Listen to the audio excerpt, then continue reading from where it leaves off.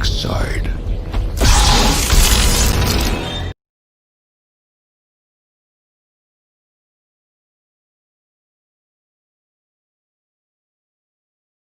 And welcome everyone to another. Hello and welcome everyone to a Wheel of Time discussion. Today we're going to be chatting about two of the books. One is Book 5, The Fires of Heaven, and the prequel, New Spring. For all of those books previous to the Wheel of Time, or previous in the Wheel of Time, we will be spoiling all of them. So if you haven't read up to the end of Fires of Heaven, we will be spoiling everything up to that point, but we will spoil nothing beyond that. Without further ado, allow me to bring in my lovely guests. Starting with, pardon him for being silent. There's apparently a lot of background noise and a drill bit going on, but allow me to welcome Dr. Crow.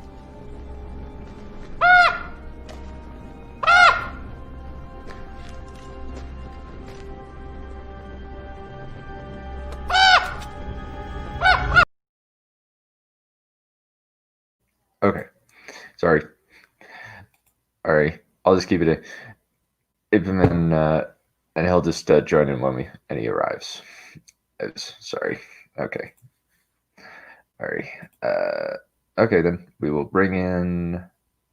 Sorry.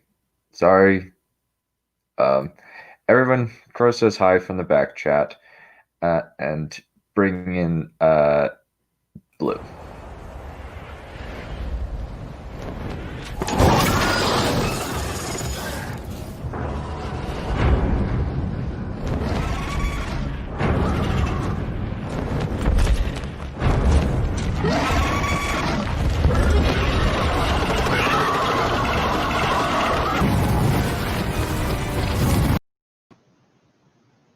Hi guys.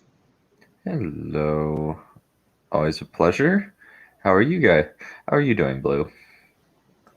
Oh, pretty good. Went to a birthday party today. Back from that, Awesome. It's fantastic. I'm glad that you were able to have some fun. Yeah, nice to slow down for a bit. Especially considering there's like you would I think, what is it, there's something like a cough going around. I can't remember what it is.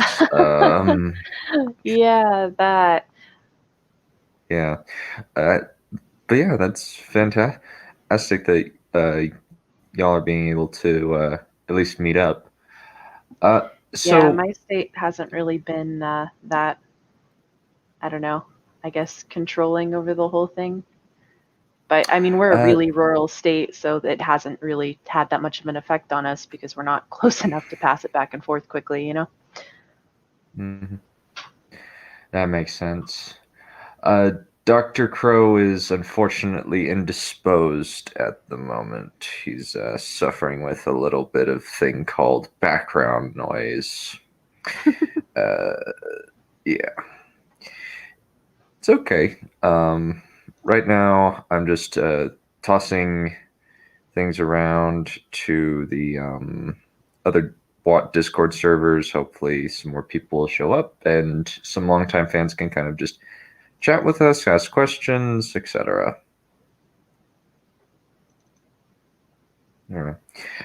So, shall we start off with Fires of Heaven and then go to New Spring, or shall we strike that, reverse it? Sure, we can do that. It's been longer since I've read New Spring, so Okay. give me a little time to remember. Alrighty. Let me pull up the Prezi. I tried to organize it in such a way that it was a kind of easier to kind of chat about out in terms of like organizing the story, because one of the things about the Wheel of Time at a lot of points is that there's a lot of stuff going on, Yeah. and there's a need for kind of some organizationalizing it into some kind of like coherent thing, so that we can kind of like talk about each of the characters in order, because there's a lot of jumping around. Mm-hmm. And it's currently loading right now, so be patient. Of course. Yeah. So, kind of general impressions. What were your thoughts on this book? And you mentioned that kind of has affected, like, it kind of affected, like, your perception of Moraine, at least initially, because you started with this as opposed to Eye of the World. Yeah, I definitely I enjoyed this one. A lot went on, which is nice. I feel like this one and the last one have, like you said, been kind of confusing because it jumps all over the place, but at the same time, there's lots to keep you entertained. I'll say it Mhm. that way. But as far as Moraine goes, I mean, obviously, it was one of those things that I kind of saw it coming. At first, I thought that it was going to be Lan, but then of course she kind of foretells in her own way. Like Mm. she sort of tells you when she's hanging out with those other two. What are they? Were they browns or grays or living like they were anyway? Vandine and Adelius. Yeah, she more or less tells you then because she's like, "Hey, Lan, I'm making will plans for you, more or less." So it's not like I didn't see it coming. Yeah. Yeah. Yeah, that, and also like she kind of tells the story of how Lan tossed her in the river. She tried to Right. kill us. Yeah, that part is quite funny, and it's very interesting to read as kind of you get into it. A lot of this book is kind of very much like focused around kind of Moraine becoming Aes Sedai, Lan's trying to play the game of houses against his first girlfriend, who's kind of creepy. At least I think that she, Little bit, yeah, yeah. yeah, where she wants to him up with her daughter initially, so that her daughter will be Queen of Malkir, which is okay. Wow, lady, you're admittedly the most like politically like ambitious borderlander we've met up to this point, Hmm. especially compared to like people like Agomar and Ingtar. Yeah, they've really kind of set it up to like the Borderland doesn't play around with the game of houses, and so yeah, having read that one first, I was like, that wasn't my impression because she was the first Borderlander, kind of. Yeah, and there's kind of, and as well as kind of like this setup of, I think since we're in like a more world weary, or at least like somewhat more world wise head in Moraine, we are a little bit more aware to the fact that there are dark friends everywhere. So it kind of sets a little bit of a different tone. Right.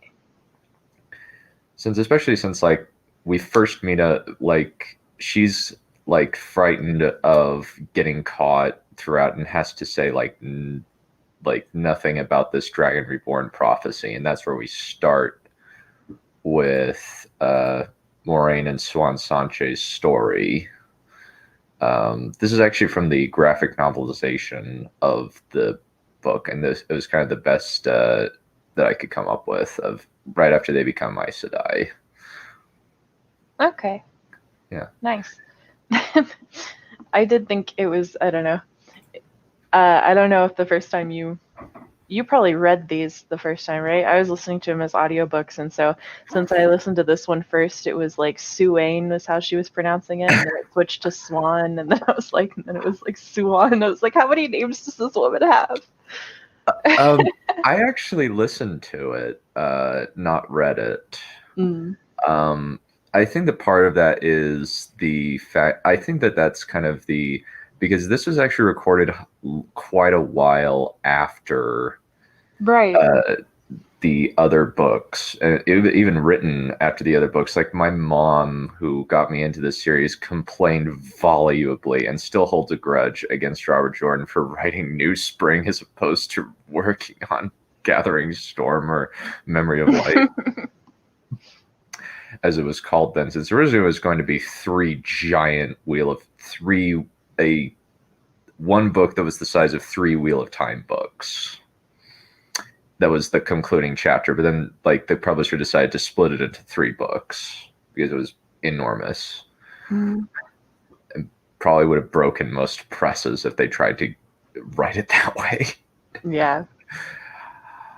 But yeah, it's kind of interesting to see. I came to this like after, so I was I actually read, I think like last before getting into I think right in the gap between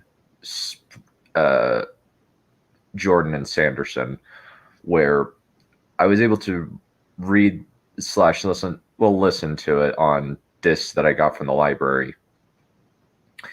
And then I listened to it. I was like, oh, okay. Some of them, like as I've read it, like are kind of red herrings, and I won't spoil any of the red herrings, since, but we do get some interesting things, like the conspiracy in the White Tower that seems to be happening during this time period. Right. No, and I think that was the thing, is it it kind of does change a lot, I think, of how you perceive the earlier books if you read this one first, because you're not, wondering, oh, is the Black Oddjaw real? You're like, no, it is. It's real. It's very real, and it's very widespread. Like they send people off to try and find and kill the Dragon Reborn. Right. And it's, in the early books supposed to kind of come off as a shock how much Moraine and Swan trust each other. But again, if you read New Spring first, then the fact that they would trust each other is very evident. Yeah, since they're basically girlfriends, Right. like they're basically dating in the tower. That's how close they are. Because, and admittedly, they kind of move on, for lack of a better term. Moraine kind of seems, and Swan seems somewhat asexual, at least. Like just like, we don't care, we have a job to do. They're very, very much workaholics in a lot of ways. Right. Something I actually like about Moraine, where she's just like this dignified workaholic, which is really interesting, because you like in the like this might be just me, but whenever I think of a workaholic, I think of somebody who's like Tony Stark a little bit, and but yeah, or at least Yeah. I mean, they both talk about like what ifs as far as men are concerned, but then it does kind of seem like they very quickly both decide that that's crushes are a childish thing. mm-hmm. Yeah, that is true. Flair Imasho. I hope that I did not butcher your name. Yeah, Oh, we would God. not. It wouldn't have been finished. We'd still be waiting on Gathering Storm at this point. I would assume that's why he was considered and didn't actually get it, though, is he probably told them as much. He was like, what? I can barely write my own book. Don't give me another. Yeah.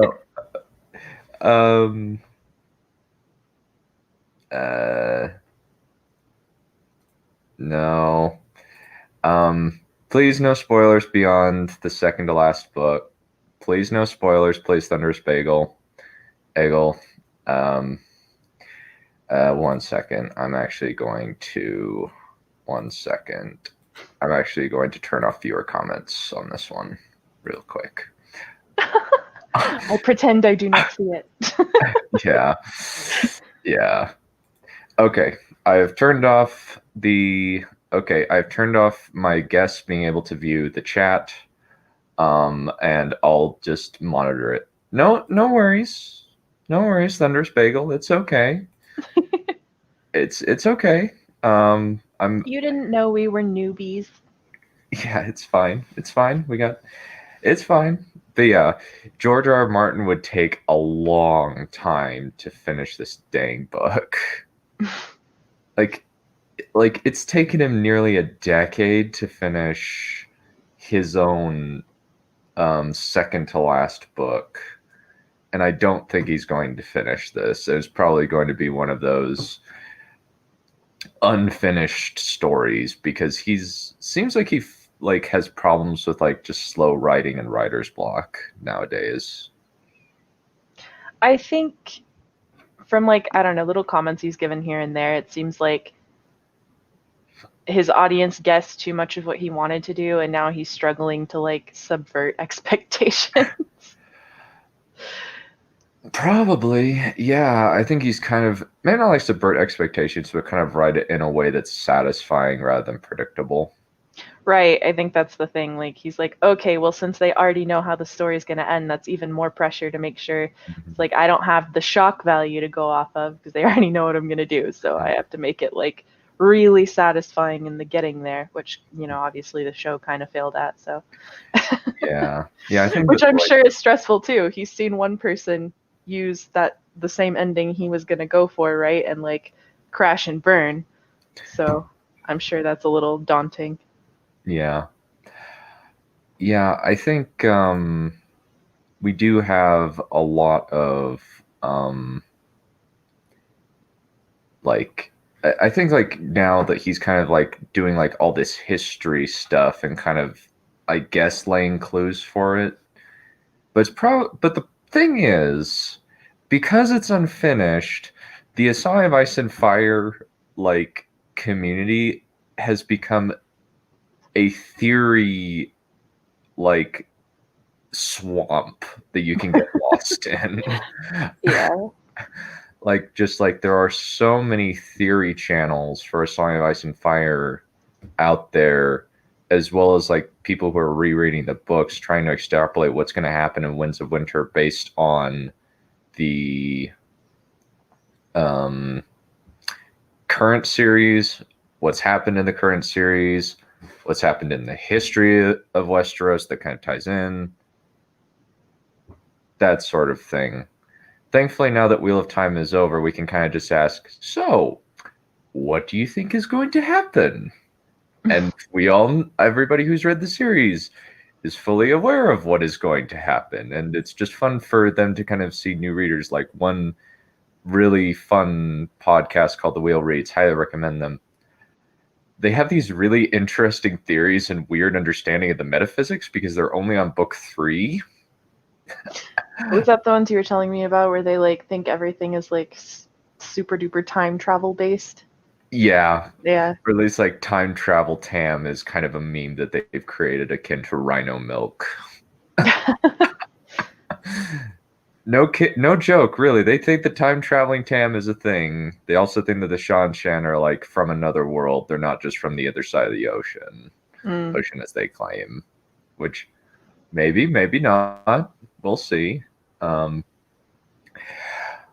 but it seemed as though like the main focus was kind of I actually heard this a while back was that Moraine Damagers was the original I don't want it before Rand. I guess. Where Yeah. she's like I like they're trying to get her to be the Queen of Kyrian, but she's like, no, I've got a more important job to do. I'm not doing it. Right. And she kind of runs away from that, but then she but she succeeds, whereas Rand fails miserably. Because Rand has to be the Dragon Reborn. She doesn't have to be the Queen of Kyrian. Yeah. I am honestly kind of still surprised that she did get away with that, though. As overbearing as I now know the tower to be, the fact that they didn't go, no, we're absolutely going to have an Aes Sedai on the Sun Throne, whether you like it or not. Like, Yeah. I think part of it was just like she didn't spend too much time in the tower and they just didn't. didn't feel like tracking her down and dragging her in by her hair. Yeah. Yeah. Like What's kind of interesting is just like I think like this book kind of one thing that's pretty good about this book is the overlying tension, especially like with Elida teaching Moraine, where it seems like they have a weird like Elida just seems like she has a weird relationship with other people, especially like her underlings, and maybe even like semi just twisted attraction to Moraine. Maybe I'm reading way too much into it, but it just seemed like she was trying to help them but she was doing it in a really cruel and horrible way. Yeah, I'm not sure that I got attraction, but definitely that I don't know, maybe almost like just wanted to make sure that other people that she considered as going to be powerful one day did well, you know? Hmm. Yeah, I would concur. Kind of Maybe trying there was to ingratiate herself.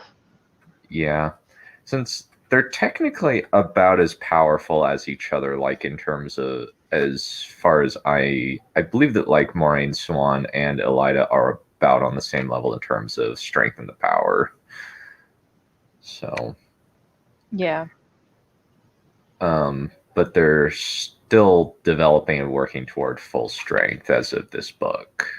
Um, and there's kind of just an interesting dynamic between, and it's kind of just sad that Swan and Moraine kind of have to part ways, and Moraine runs into our favorite blade master, Alan Mandragoran, after he's done with the Blood Snow.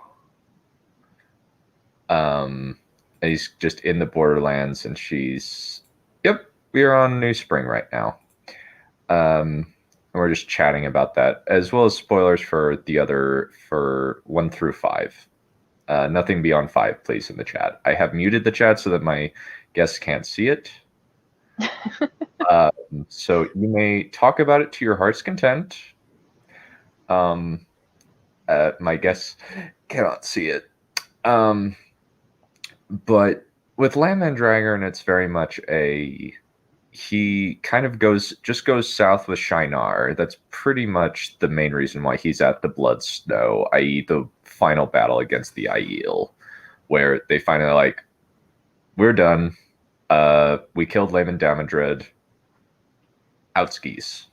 We don't care. Yeah. Which is I still think is the funniest thing ever that we started a whole war just to kill one guy. Yeah, it's kind of a kind of a flaw in the Aiel culture where they never consider diplomacy. Right. Yeah, where they're just like, hey, give us Layman Damodred, and just go outside of Kyrian and slam their spears against their bucklers and yelling, Layman Damodred, Damodred, give it to us, like the crowds in Rome were shouting a Roman Pope at the Cardinals. Yeah. The Well, and French. the way they talked about Lan at the beginning was really interesting too, because I don't know, there was just like this little bit at the beginning where it almost made it seem like, to me, who was reading it, not knowing how the power worked, like it seemed like he was using, like, you know, Hmm. when Yeah, there's really I think it was just kind of him focusing himself the same way that, uh, oh my goodness, names are flying from my head right now, but the same Rand. way that Rand's dad taught him to, you know? Yeah, the Flame in the Void. Yeah. Yeah.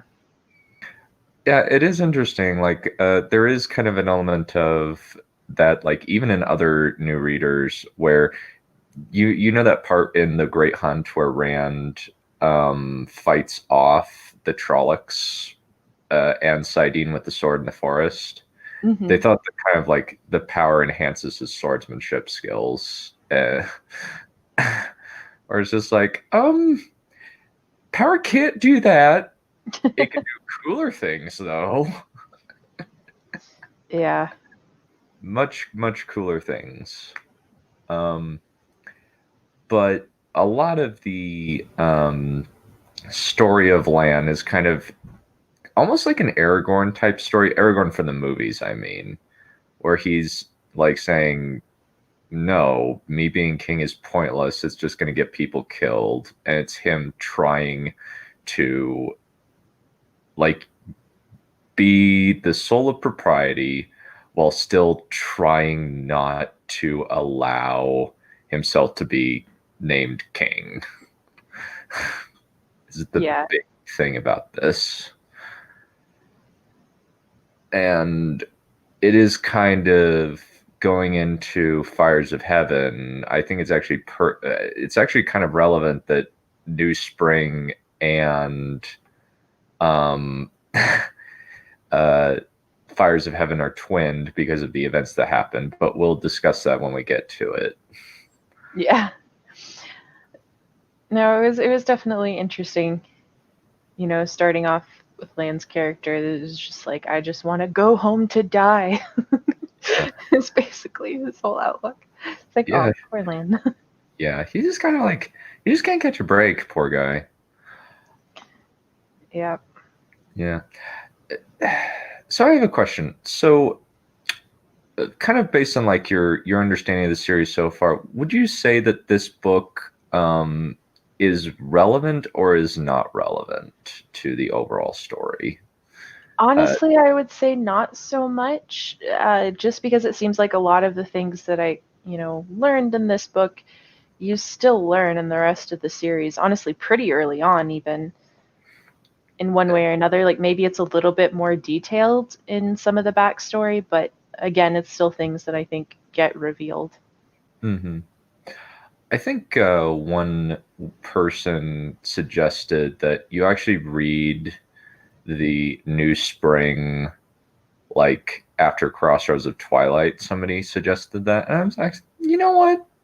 That's actually probably a good choice because Crossroads of Twilight is kind of the like book that covers the most stretched out time period.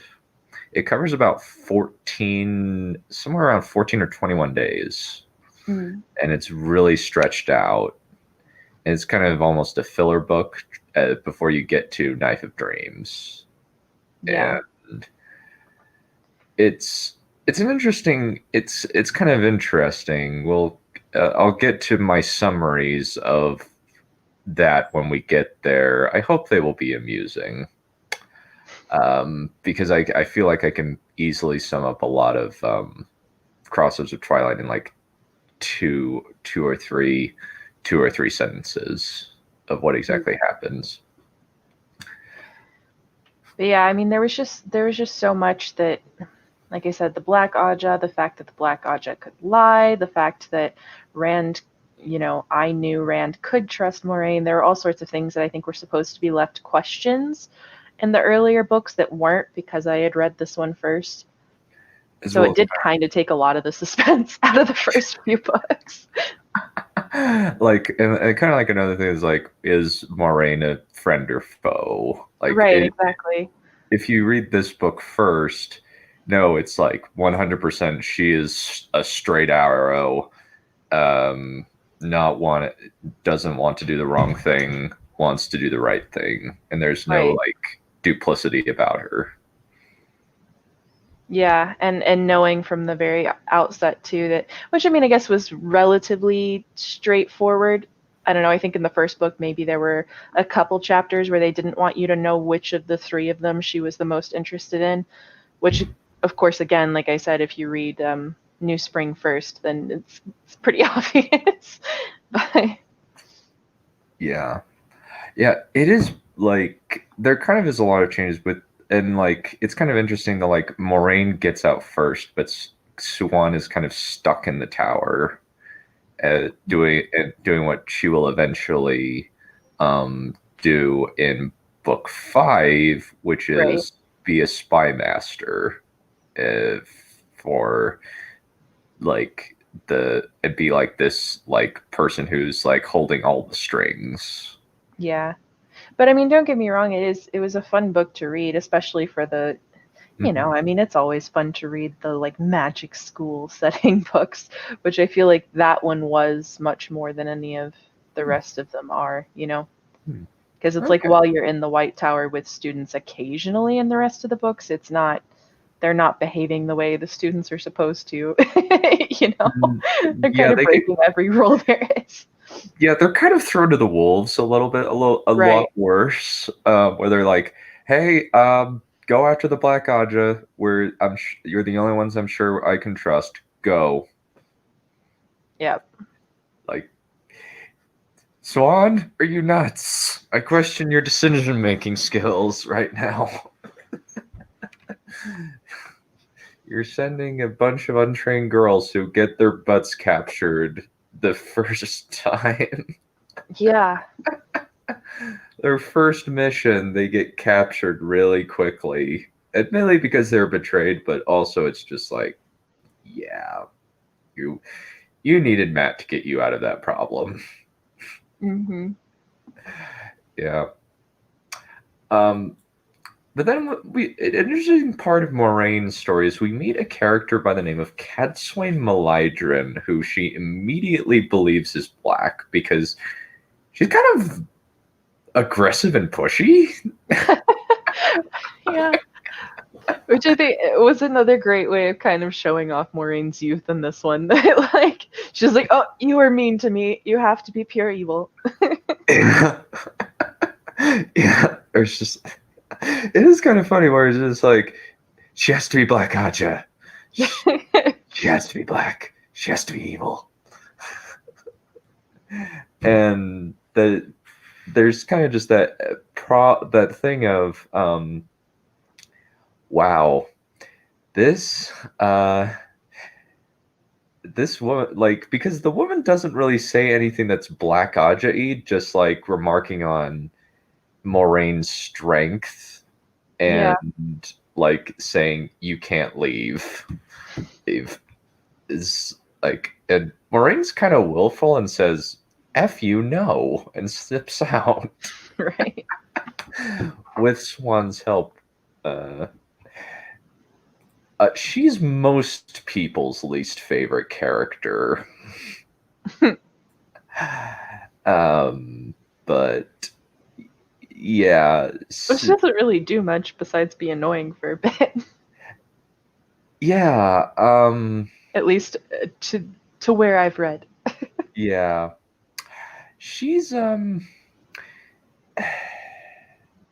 I think it's safe to say, like, because like she's kind of a prominent part of this, assume that at least a few things from this will come back. Yeah. Uh, they do set up something in this book that does go into uh, the some of the, I think it's book 8, where you finally get to see some of the plot threads from this picked up. Okay.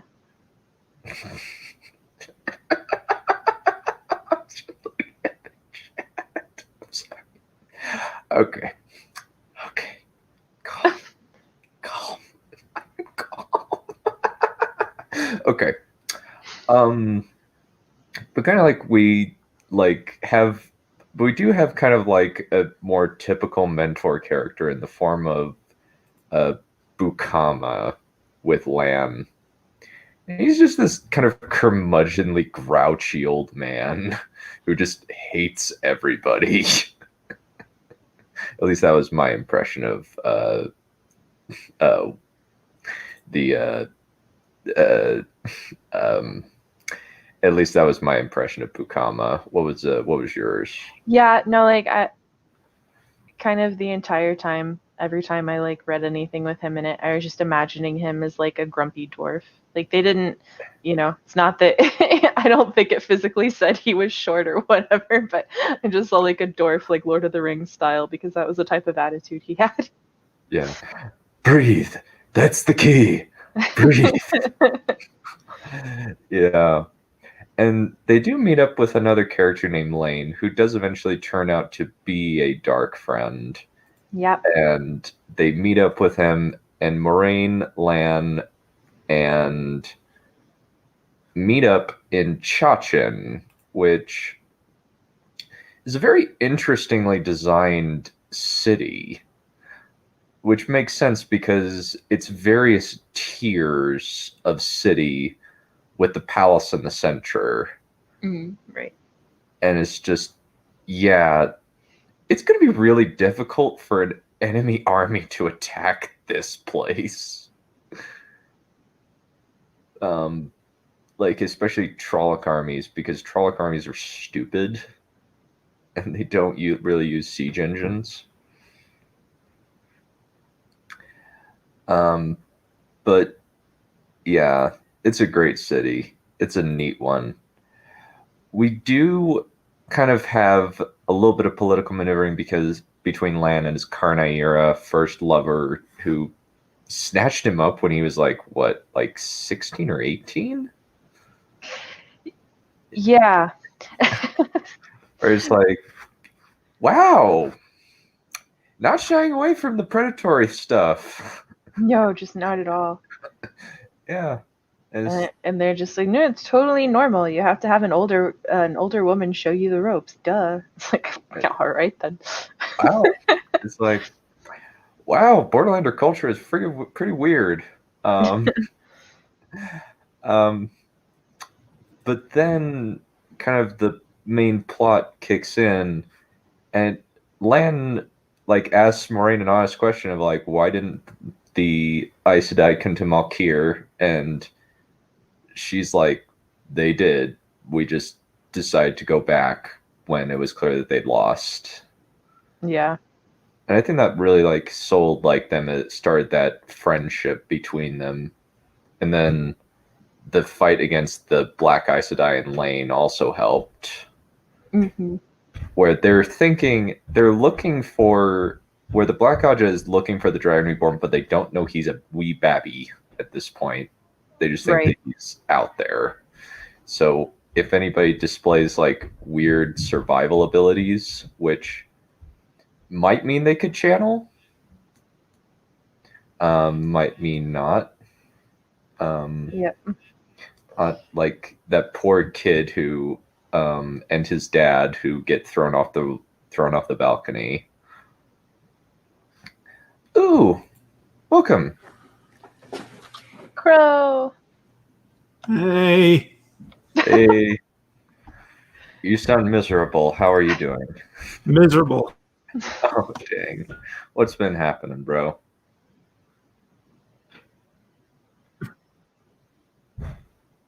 Pictures they want to hang up down here, so they have to drill them into the studs in the house.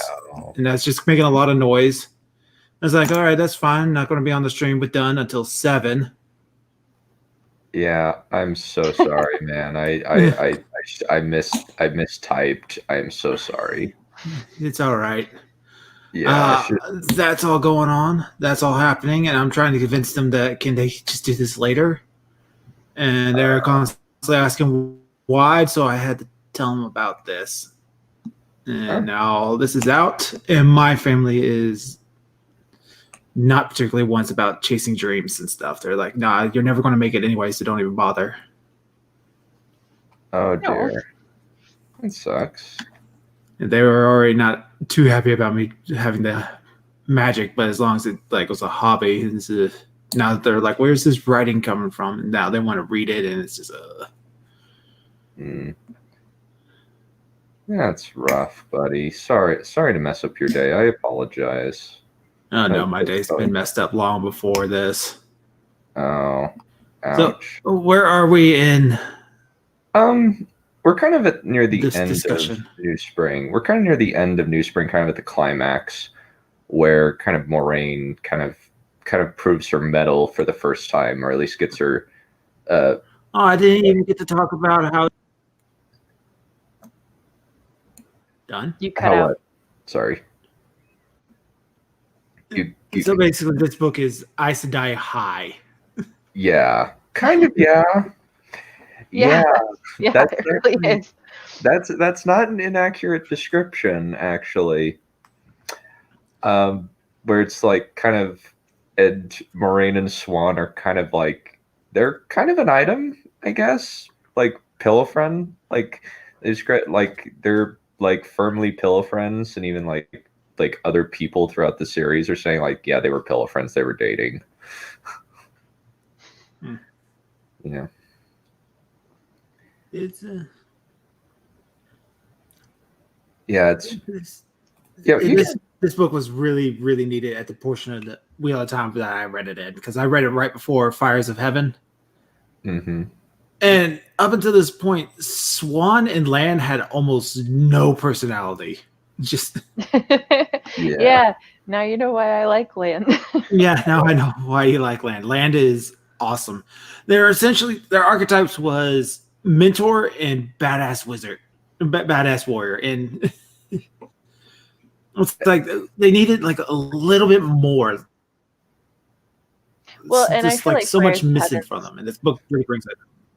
Yeah, I feel like Fires of Heaven, Swan gets quite a bit of characterization in that one too. But Oh yes, Swan, yeah, up until that absolutely. point, not so much. Yeah, I would agree. Yep. Yeah, Crow. Like, talk about your overall thoughts on this book and some of your favorite bits of it. So I really like how it starts with Moraine and Swan as accepted, uh, basically working as interns for the Armelin chair and her keeper. Mm-hmm. When the keeper gives that prophecy, the vision that she had. Mm-hmm. In the books at the point I read, we've heard about this girl before. We've heard about this keeper, how she was like the last, like, real foreteller. foreteller. That's what the word is. I'm a little all over the place right now. I'll try to muscle through it. So yeah, that was like interesting drama. All this stuff, how Swan actually gets involved in the whole thing, trying to find the Dragon Reborn, because she was one of 3 people there to hear the foretelling. And then the other person was killed, And the other possibly one was Swan. murdered. Yeah. Oh, I'm without a doubt she was murdered. Yeah. There's no doubt in my mind. The Black Aja murdered her. Because she started like setting up this task force of Aes Sedai, like to go and try to find the Dragon Reborn, using the acceptance to get the bounty, so that way they can get the names. Which I love. I was like, okay, wait a minute. So how is Moraine not able to find Rand up to this point? And then it's going through like how the names are actually labeled. It's like, oh yeah, that would do it. Inside of Dragon, it's just Dragon Mountain. It's just like, huh. Yeah. It's inside, with inside of it. It's close by, near, because nobody was going to say their kid was born on the mountain. It's a death sentence for anybody who knows anything about the prophecies. Yeah, and it's just like, also like, Tam probably left really quickly. Oh yeah. Yeah, I think he probably did, because it never says anything. Well, and I mean, it could just be because it wasn't an important detail, but I mean, it's never like, oh yeah, we got paid when you were born, or anything like that, you know? So I don't even think he was there when they were. There's a possibility he probably didn't even know about it. Right. Possibly. Yeah. Which is probably why it took her so long to find him, because that was probably one of those names that they never even accepted the money. It was just somebody else told them about them, you know? Yeah, and that's why she wouldn't know it was Rand right away, and had to check with Matt and Perion. Right. Really, that's more of what got her there, is that, okay, so there are these 3 boys, same age, born within a week of each other, and a lot of weird stuff is happening around them. It's got to be one of these 3. Yeah. 2 Rivers was really like the last place on her list. I imagine it was probably, I think she probably went to Ilion before this, and possibly I'm not sure where she found out the information about Tam that she dispenses in the Great Hunt, where it's just like, apparently like he left the 2 Rivers, went to Ilion, became a second captain of the companion cavalry of Ilion. Which I want to know Tam's story more than it further and further goes along, because Tam just seems like it's awesome. Yeah, he is really cool, and it's just like, apparently like he was like the second in command of the crack cavalry unit of Ilion, and apparently fought in the White Cloak War and 2 wars against Tyr, which is like, wow. And killed a blade master during that time. Yeah. Like, And then he also fights at the Blood Snow with the companion cavalry. Dan was an adventurer. Yeah, he was. And then he comes home with a heron-marked sword and a redhead wife and a small baby who would eventually become the Dragon Reborn. Which is just like, I want a book about the life of this guy. Yeah. This And guy. unfortunately, the author has passed away, so we're never going to get anything official for it. Yeah. The best you can do is fan fiction. Yeah. But then, like, at Chachin, there's kind of like that moment of realization that Swan goes back to the tower and Moraine starts to keeps adventuring, and that's going to be their dynamic for the rest of their lives, pretty much. Mm-hmm. And of course, Moraine. Moraine meets Lan. She drops a lake on him after he threw her into the lake. Like, she's really petty. She's like a teenager. I love it. Her whole issue with it is he's not showing me the proper respect. Okay, Moraine.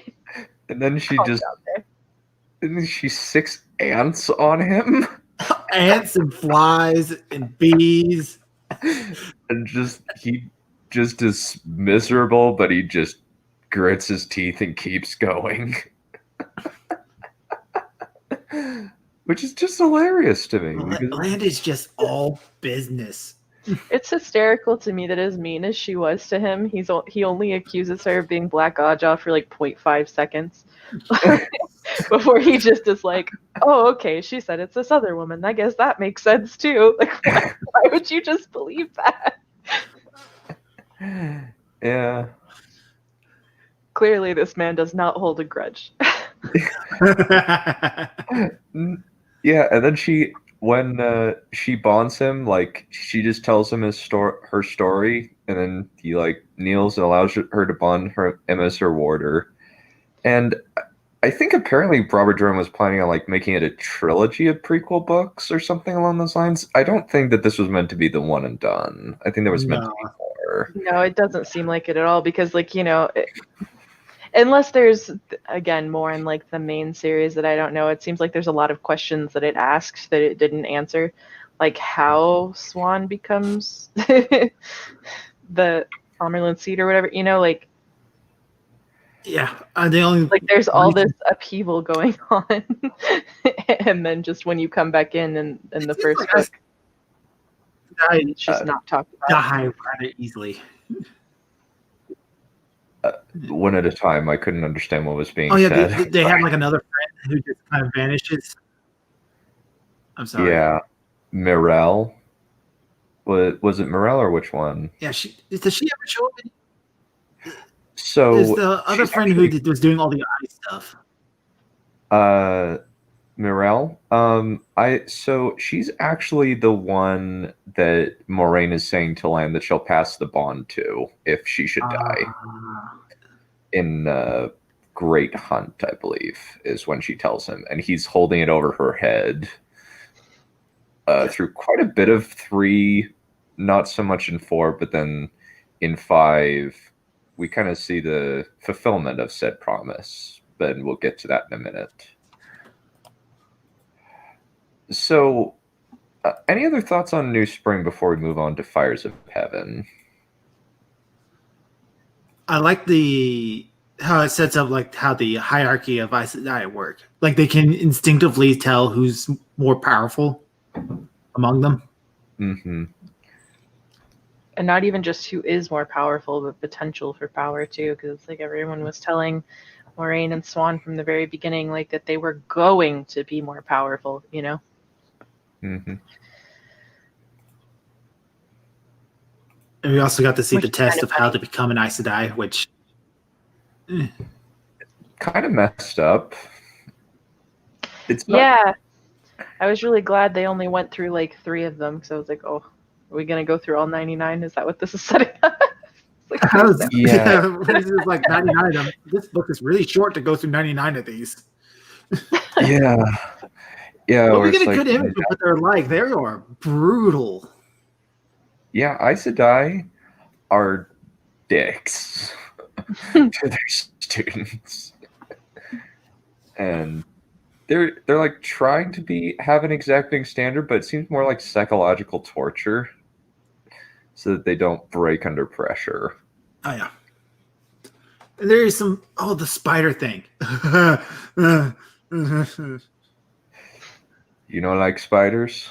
I hate spiders. I hate insects. I hate everything about it. So the character, Moraine just standing there with all these like spiders that can kill you in a single bite. And she has to burn them like each individually, just enough where it doesn't burn herself alive. It's just That's terrifying. It's really weird and terrifying. And like, yeah, I'm not a fan of spiders either. I actually like I'm not really I don't really hate many animals. Like I would be afraid of like a cobra, but I've killed so many garter snakes in my yard that it doesn't matter. Same with Aw. mice. Poor snakes. No, poor snakes. Garter My- snakes are cute. They're not gonna hurt you. There's little noodles going about their little noodle business. evolution. If they Well, wanted to live, they would have slithered faster. well, the thing is, my mom actually like I wouldn't normally have killed them, but my mom put a bounty on them. Bounty. I'm not kidding. My mom saw this little documentary / news bit on this thing called the snake house, where they built this. Apparently, somebody built their house on a nest of garter snakes, Oh no. and they slithered into the walls, made the like corrupted the pipes. The house smelled terrible, and then finally, when they ripped some of the wall off, just snakes fell out in a wave.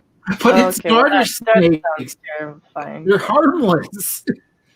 Yeah, they're harmless, but they make your house smell bad if they get in. Yeah, but So- termites do the same thing. Yeah, they do. But yeah, like so my mom was like, Kai, I am going to pay you to kill per snake that you kill. Go. I know you've been catching like 23 snakes in one day, and just letting them go, but now I just want you to kill them. We're just gonna kill them. Good gracious. Your Meanwhile, mom snake is got into metal. our house once. My dad kills it, and I'm just like screaming from the door. I'm like, murderer! Yeah, I think part of it was just like she said I like none of your sisters nor your dad's not home that often. Your sisters will not touch a snake. I am tasking you with being the snake exterminator around this area. Man up. And so kind of, yeah. So kind of we have like a few things to go over. We've got anything we missed from Shadow Rising, because we had to like hop, skip, and a jump over a lot in that just to kind of get done on time. But now we kind of have a little bit extra time to kind of chat about it.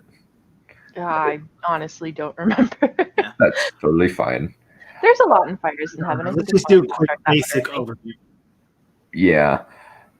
So I think like we kind of skipped over a lot of the Aiel stuff where it just turned out, oh, they were tinkers the whole time. At least back in the day. That was big. There was actually one part where we were going through the whole history of the Aiel. There's a part where they were talking to Aes Sedai in the castle, and it's like right as the collapse is happening. Like there's earthquakes going on, screams, fires, people are running all over the place. The Aiel, lineage that we're following at that time. He walks into a room that he's supposed to be going into. He meets with 3 Aes Sedai who have what's the name of the sword? Calibarn? Calador. Yeah, it's Calador. basically Excalibur. It's essentially Excalibur. Yeah, and they're discussing what to do with that. And they're tasking him to take all these other Tongriel and Songriel to just get them someplace safe, and that the way to leave must continue on. Mm-hmm. There's also another character we meet briefly. Is it an Ogier? Yeah. Actually, it was Tomesha, the Green Man. Yeah, it was the Green Man before he was the Green Man. All right, I just wanted to clear that up for my sake. It's like that was the Green Man, wasn't it? Yeah, because all that stuff is going by so fast. It's kind of hard, easy to get lost.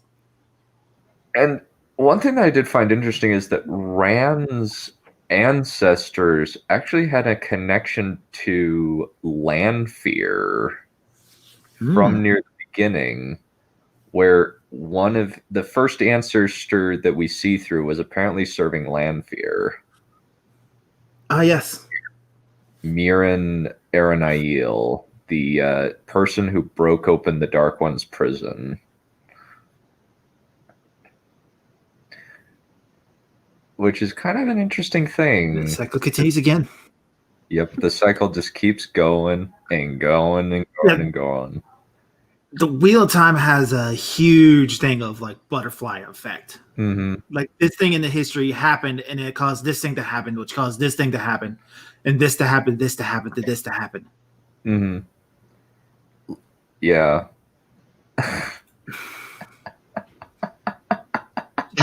It's times 10,000. Kind of. Yeah. But yeah, I think, and then we kind of like get into Avienda being pushed onto Rand as his unwilling tutor, and she freaking hates it. I love the interactions between Avienda and Rand. Yeah, that part is really funny. Rand is so desperate for any interaction that isn't Dragon Reborn. You're the dragon. You, my lord, my lord, my lord. That he's willing to hang with somebody who just hates him. It's just so it's a different interaction. Avienda cracks me up in this book. Okay, look, I'm sure everybody's been walked in on, and it's awkward, but it's not run naked through the snow awkward. Especially with how that culture is up until that point. Yeah, we'll get to that in a moment. They don't. Yeah, I didn't get to edit the clip, but I will play it when we get to there. I think it's going to be. I hope that I have good comedic timing with that one. So the first plot line we have, kind of that we're kind of thrown into, is Swan Min, Liana, Logain, and Garth Bryn, where apparently they burned down a barn off screen. Oops. Oopsie daisy. Yep. It's just a wonderful thing to walk in. It's like, why are they in the shed? Where is Logain? Why is there a barn on fire? It's literally the gif of the guy walking in with the pizza and everything's on fire. It was such a funny character thing for Gareth Bryn that, the lady's like, oh, you fell and have like a crush on the one that was flirting with you, right? And he's like, what? No, the one who was glaring at me, obviously. Okay. Well, it makes sense, I guess, considering the fact that he was with a queen who glared a lot. Yeah, he's got a type. Yeah, it kind of does. He likes a stern woman. Yep. The interesting thing is, like, she's like even though like it said like she's supposedly like young enough to be his daughter or granddaughter, like at least she looks that way. She's actually like only like 25 or 30 years younger than him. These are medieval times. We're dealing with stuff. There's a lot of weirdness. Yeah, kind of. And it's kind of like a lot of it is kind of like a side plot getting them to Saladar and getting Swan in contact with the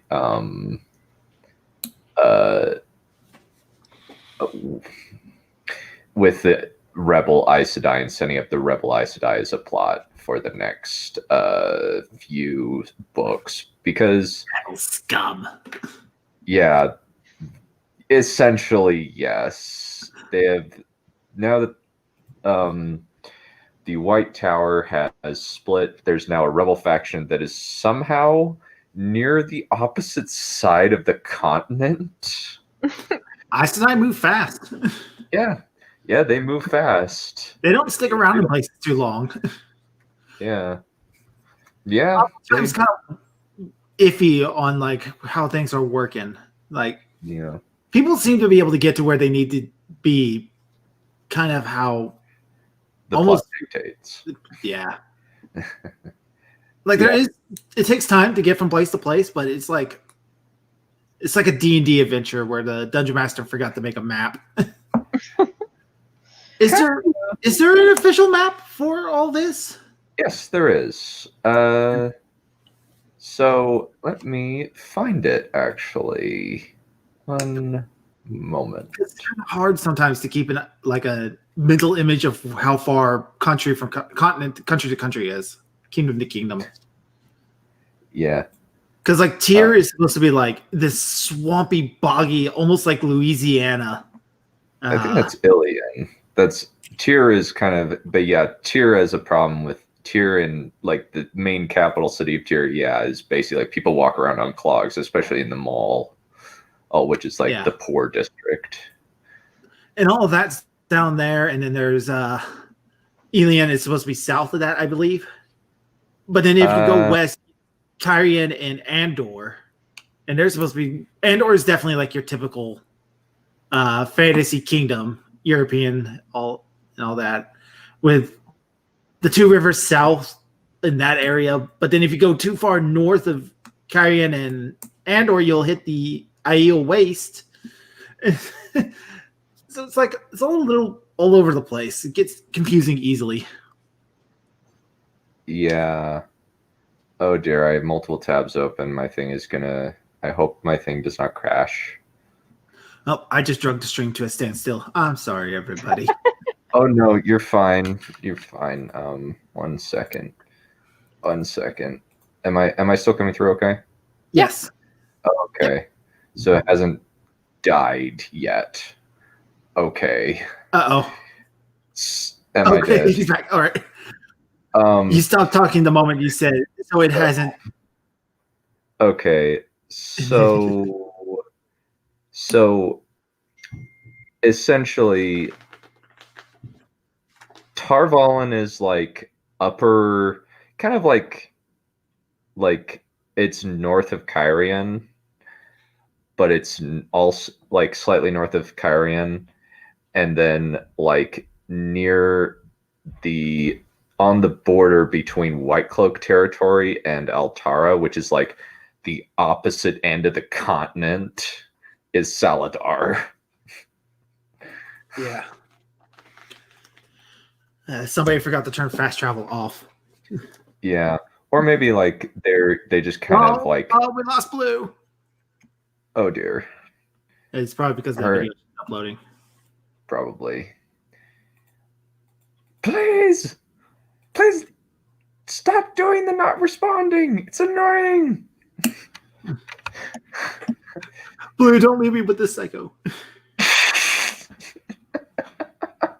I'm not that bad. I just subjected you to Maggie May. Well, no, you didn't watch Maggie May Fish, right? No, I have not. I just subjected the rest of the Smudcast to Maggie May Fish. Yep, and I just got the witness. That was fun. Yeah, where it's just like Smud is active. It's kind of one of the few times I've seen Smud act. Oh, okay. Dun's gone. Blue's gone. Hello, everybody. Welcome to the Crow's Nest. My name is Dr. Crow, and it's wonderful to have you here. I hope you're having a fantastic, wonderful, lovely time. I think I'm going to read to you some of my jokes. Let's see here. Where's my joke book? I have the whole thing. Oh, there we go. Found it. Let me find some really funny ones for you guys. All right.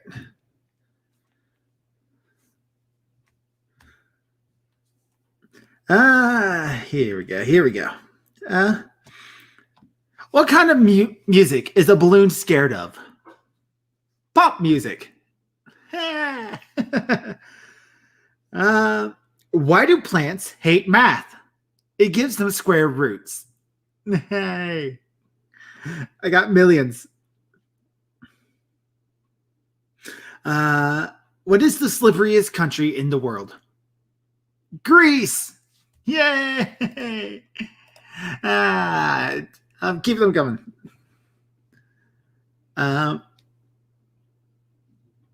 Why can't you trust trees? Because they are shady. Done. Please come back. Done.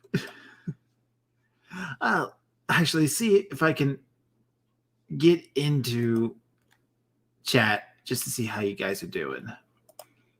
Because StreamYards is weird and only shows me the private chat and not the stream chat right now.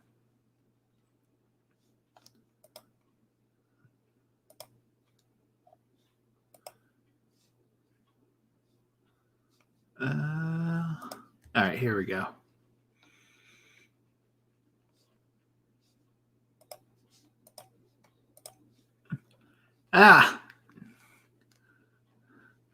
Occupation Army. Oh, hi, Crow. Hello, Occupation Army. We lost Dunn in blue. Apparently, they're having technical issues, so now I'm having to hold down the whole stream. Xandar, please, more. You like my jokes? All right, I'll give you some more. Have you ever watched a movie Constipated? No, you haven't, because it hasn't come out yet. My friend David lost his ID. Now I just call him Dave. Oh, hello? Oh, hey, welcome back. Wait, did our internet die at the same time? Yes, guys? I Both of think you it went did. away. Yeah, That's wild. It was just yeah, me. that's really weird. Yeah, I don't know why that happened. I legit have no idea. It's so weird. That is really weird. We're not even like in the same time Wonderful zone. jokes. Yeah, it's so strange. It's so weird. Yeah. But anyway, like I think I was saying before, like we have kind of like a. Let me actually find the map. Hopefully, it doesn't die. Yeah, time. I'll just share my screen real quick. I think part of it is just like my computer is garbage. That's partially why. Like I've got a good internet connection, but it's not. So, let me get it pulled up. So Wheel of Time like is like so if you kind of look at this kind of like it's almost like a square. So you have kind of I think this is a better, slightly more detailed map. So this little black spot in the oh, hi Gary Stu. I don't know why you're here. You don't have to be. Have you read the books? It's okay, I have nothing to do. Okay, so we'll just pitch the story to you, I guess. You'll just be lurking. But yeah, so Tar Valon is kind of like just south of Arafel, right here. And then Saladar is like almost bottom left corner. I guess they just said, oh, okay.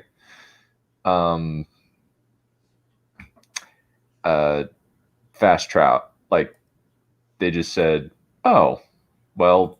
I think he just said like, "Okay, we'll just say that it's like a gathering spot, and they're arriving relatively at the same time. Cool." Or they were just all fleeing toward this one area. And then we get see that the plan is shaping up for Gareth Bryn to basically command the rebel army against against Elida. He is going to be our commander at Tilly's. Yeah, kind of, yeah. And he's already and like he just said like he's just after a burned down barn and a few chickens. A few cows. Yeah. And he's like I intend to make sure that you pay your debt because you made a promise. And he's just surprised that anybody would like break that oath. But she kind of interprets it like, I didn't say when I'd do it. I just say I would. And also some Aes Sedai logic right there. Yeah.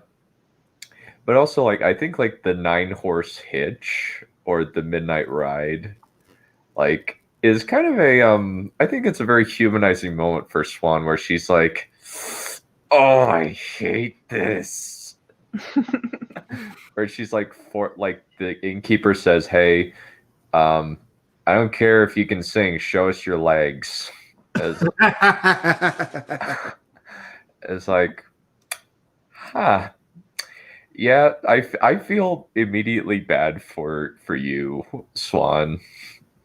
Like, kind of, she's been kind of like put upon in the last 2 books with like kind of just the stress and pressure of being Amerlin, but now this is kind of a different kind of pressure where she's humiliated in front of a crowd of people. It's like, yeah. It was fantastic. Probably one of my favorite moments in the book. Yeah, she's like, and like just the innkeeper just like backhandedly pimps her legs as she's leaving is just like, ow, that's really embarrassing. Yeah, that's just like, wow, ouch. I feel really bad for this woman. She's like, I hate that woman. I hate that woman. I hate that woman. That's kind of the main thing, and then kind of we get into I think that's the main elements of that particular plot line. What were your thoughts on it, like as we kind of were building up to it? When I was kind of first reading it, felt a little bit like a tangent plot line. It's kind of just, we need to do this, but it's kind of slow and kind of like you don't fully know where it's going until like near the end of it, I guess. Yeah, for sure, until they actually get there and have to interact with all the other Aes Sedai. Mm-hmm. But I don't know. I mean, it was interesting. I was just kind of like waiting for Logain to do something besides burn down a barn. It does set up something interesting with Logain and Swan, and I can't remember the other girl's name. Min? No, not Min. The Liana? Liana, yeah. Yeah. It's showing what it's like being stilled and gentled. Mm-hmm. Especially with Logain, how he's going in and out of these depressive episodes where he's just barely existing. Yeah. And we also kind of like, Liana's like decides to be a courtesan, essentially. Right. I love that too, that Swan's like, you have to find a reason to live if you're gonna, stay alive and stay focused. And I want to flirt with men. Right, guess I'll learn to flirt, right? Or, well, use skills she hasn't in a while. She already knows how. Yeah. Yeah, she knows how. She's just gonna be, and she apparently really enjoyed doing it. Well, if you're going to do anything, you might as well be a gold digger. Yeah, there you go. Yeah, she's able to somehow just do it well for a while and just keeps doing it. Keeps on doing and doing and doing and doing. Oh, it could have been worse. She could have started doing drugs. Yeah? Yeah. Wheel of Time doesn't really have narcotics, which is interesting. But I do think that it's kind of interesting that like Min has that viewing of Swan and Gareth, where it's just like if you don't stay together, you're going to die. And it's and she's like, fine. Well, it's a good thing that he's so ridiculously and randomly smitten then. He just cracked me up. Like, he stalks her halfway across the world and then is like, yeah, sure, I'll go to war for this girl that hates me and I've talked to like twice. I love his reasonings behind it. Because he is the former captain of the guard for Moraine, right? More gays. Morgaze, Yeah. the Queen of Andor. Names are too similar for me. Yeah. Yeah. No. Yeah, he's essentially like the captain general, and yeah, I knew Gary Stu would probably leave it at some point. It's definitely this is way outside of his wheelhouse. Yeah. Morgaze, so he's depressed that he lost his girl. He lost his job. Yeah. He misses the glory days of war. And just really just something for him to do simply because Kind of, yeah, you're not wrong. He's doing this because he's bored. Yeah, he kind of is. He's kind of just like he's so bored living in his stupid country estate, and his like head stewardess is trying to set him up. It's just like, and even said like drop better at the job than he is. Yeah, he's a man of war, not a man of people. Yeah. Well, it's like, and the kind of the thing is, she drops no uncertain hints that she was going to slip Lyanna into Gareth Bryn's bed to try and like get him to get married and carry on the family line. Baby. Yeah. Wait, man, almost 50. Half a baby. Yeah. Well, I think he's like 60 actually. He's like 50 or 60. He's an old man. Like they kind of describe him as like Rand just says like flatly, Gareth Bryn is old enough, has enough gray in his hair to be your father. This is kind of like I think this is one of like my favorite illustrations of Bloody Bryn. I kind of wish that he had a pipe. Yeah, he does seem like a pipe kind of guy. But then again, all the men in the Wheel of Time are pipe kind of guys. Pretty much. It's a fantasy. Yeah, it's pretty much the thing. It's the done thing. Oh dear, I made an accidental pun. I also love that this entire time Min's just like complaining, like, but I just want to go hang out with Rand. And Elaine's pretty much doing the same thing. Meanwhile, the only girl that's with Rand is like, get me away from this idiot. Poor Rand. He's got the girls he loves, plus the girl who hates him, plus the girl he used to love. It turns out they don't actually love each other. Yeah. It's kind of a weird situation. It's kind of like, yeah, and him and we'll get to him and Egwene, like really fractious relationship nowadays. Like they don't like each other. They really are starting to like pull apart and not communicate very well, or at least like they're on diametrically opposed paths in terms of how they relate to other people. And especially Aes Sedai. Yeah. Shame. We'll get to that in a moment. Yeah. Any other thoughts before we move on to Egwene? Before we move on to Elaine, Nynaeve, and Tom Julian, and Birgitte, and Mogadine. No, No, this group kind of doesn't have a whole lot going on with them. Yeah. Though Yeah. I do love this particular image of Swan Sanche. Like it's kind of just like She's got the laundry. She's yeah, so mad. Garth Bloody Bryn's bloody laundry. So the main plotline too is Nynaeve, We locked the door Egwene. again. What? Oh dear. Oh dear. That's unfortunate. All Oh right. dear. It's okay. We will soldier through. Ooh, is that's a picture of Mogadine? Yes, it is. She's a goth chick. Yeah, well, this is one person's artistic rendition of her, but I just like that particular image. It is actually fairly fitting image. The gothness kind of offsets the fantasy a little bit, Hmm. but it Especially, definitely pulls out the spider that she yeah, is. yeah, especially like the fishnet gloves that she has on in this particular artistic rendition.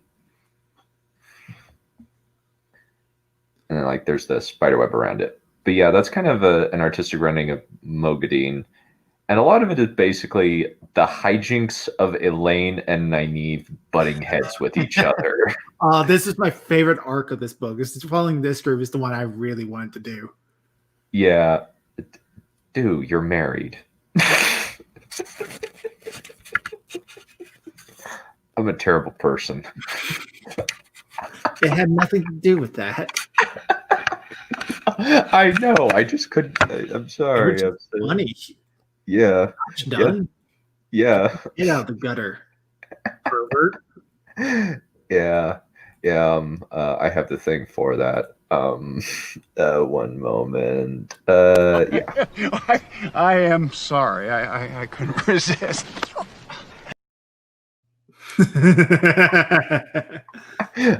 I'm sorry. I couldn't resist. But yeah, it's kind of like a Nynaeve is kind of riding. Nynaeve and Elaine are kind of riding high from their victory in Tamchico, and it.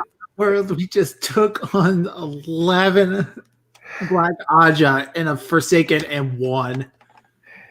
One of them balefire from Wand. Yep. Yeah. I think that like we picked an inopportune time to do this because Smudcast is on right now. Oh, it seems like Smudcast always comes on whenever we try to do something. So yeah, and I kind of wish that I was get to be on this one, but I had scheduled this for today, so I was just like, well, we've been playing this for a while. We should do it. Yeah. But and now kind of like. Nynaeve is kind of weirded out by the fact that Elaine is flirting like crazy with Tom. Yeah, it is kind of weird.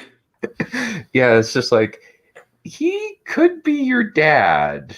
It is like, a very strong possibility that he is her father. Yeah, and like I kind of like want to believe that particular theory that Elaine is like because it makes so much more sense. It's just like, aw. He's her daddy. It's so cute. I was like 75% sure that he is her dad. Yeah. And it kind of like is funny that it's just like Morghese basically just has not had a husband since Taringel's death and has basically had two lovers, Tom and Gareth Bryn, and just like nobody like really cares. Which is interesting. She's the queen. She can kind of do whatever she wants. I'm the queen. I can do whatever I want. Kind of the funny thing, like we've got a casting for Nynaeve, Moraine, a bunch of the Aes Sedai, Rand, the boys, Lan, and a few other characters, including the Tinkers. But there's no casting for Elaine Morghese or Garth Bryn or Gawain Tricand. It's kind of weird. It's kind of weird that I wonder if they're cutting that part out of the first season because it isn't a huge portion of the first book. Not really, no. It's more they're more just there to introduce the characters and set up a plot line of Ida is her name? Yeah. Elida. Yeah. Elida. Yeah. Though she hasn't been cast either, which is interesting. Yeah. Because she is a really big bad guy. Welcome back, Blue. Blue. Every time you leave, it leaves me feeling blue. Oh. That's adorable. But it's basically like for a while it's kind of like they're in disguise roving around Amadisia trying not to get caught, and they actually like nearly get shipped to the tower when they get jumped and punked and drugged. That was such a funny moment. Naive fell for drugs. Yeah. Yeah, it's like and they're just like that assistant chick is yelling, "I don't like the way they're looking at me. Make them stop looking at me."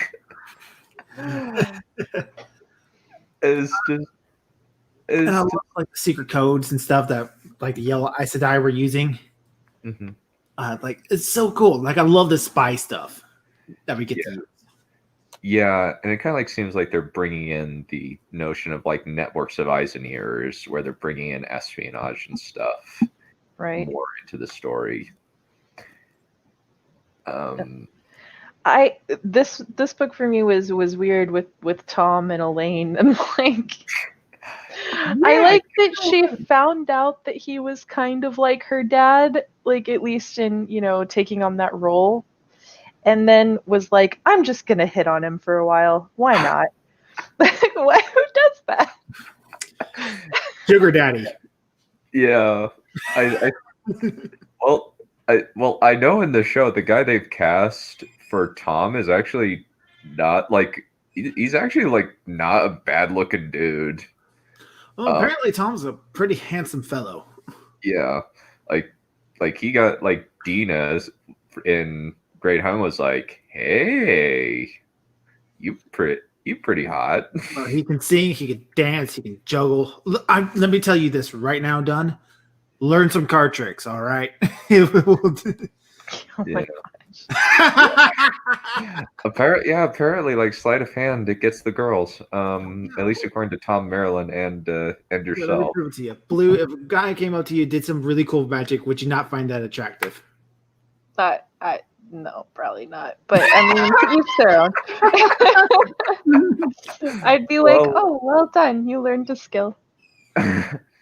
Yeah. Blue is not easily impressed.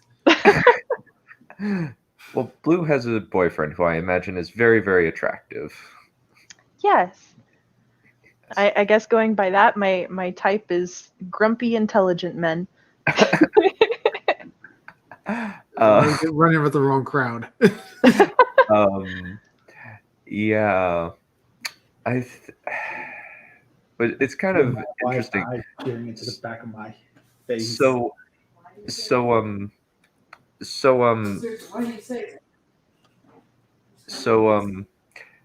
do you guys remember the first episode of Last Kingdom?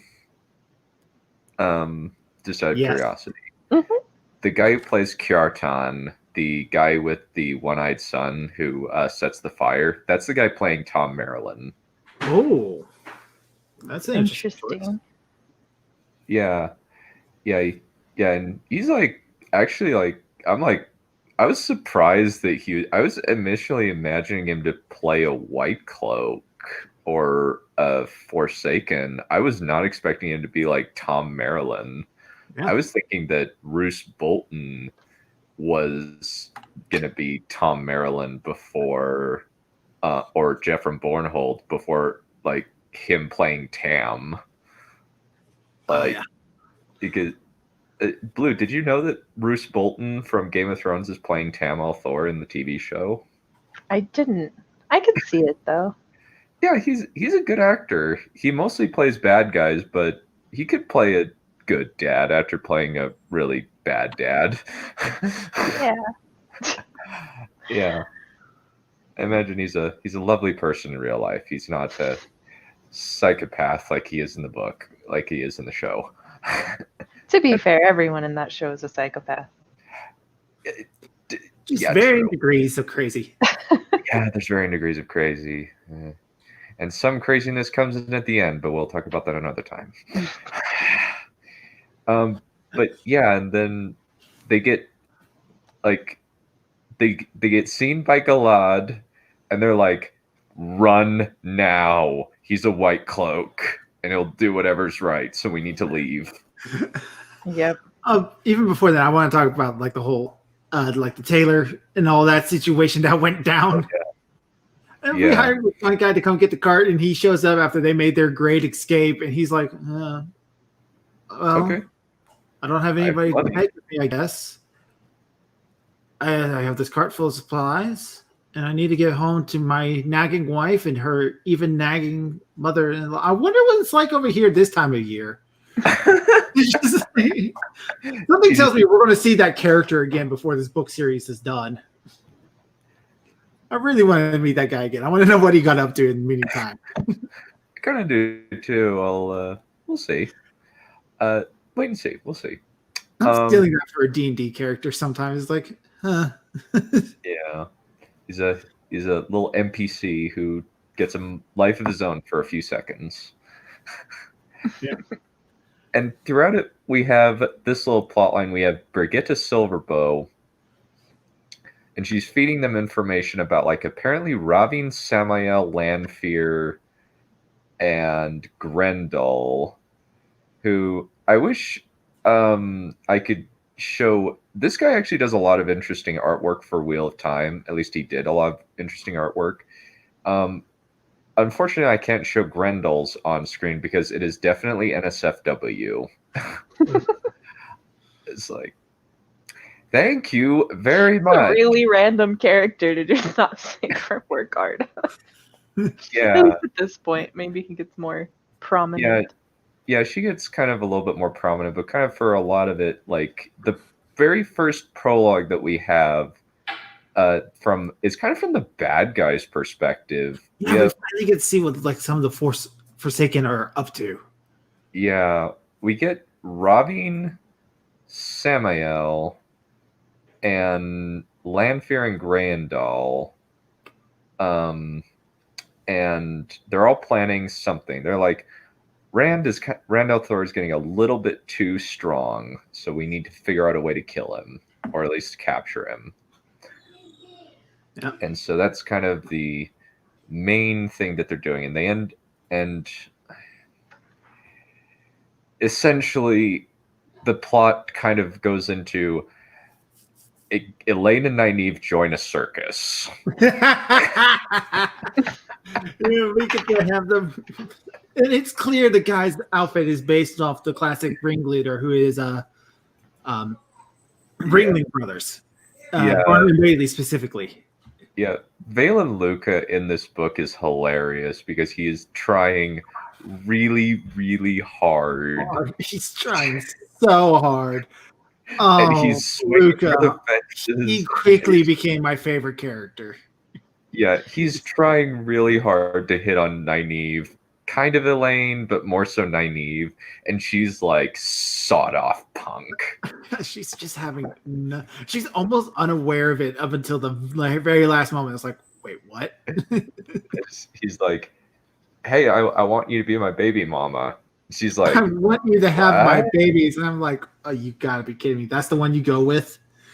Elaine's trying to help her, like, the meaner you are to him, the more he's gonna like you, right? And she's like, what? Yeah, the domination fetish. Yeah, apparently, yeah, because he's just like he doesn't try to hit on Brigitte, which is interesting. He just tries to hit on Nynaeve. I think it's because Brigitte scares him. Like, I will love you always. Like, okay. So we meet again. Which becomes even funnier in book 9, but we'll. Oh, God. I won't spoil how, but that just cracks me. That line in retrospect cracks me up. He picked her flowers. They were like a pathetic bouquet. Yeah. Nobody knows where he got the flowers. And she's like, Lan had never given her flowers. He had declared his love in far more passionate terms than Valen Luca ever could. But flowers would have been nice.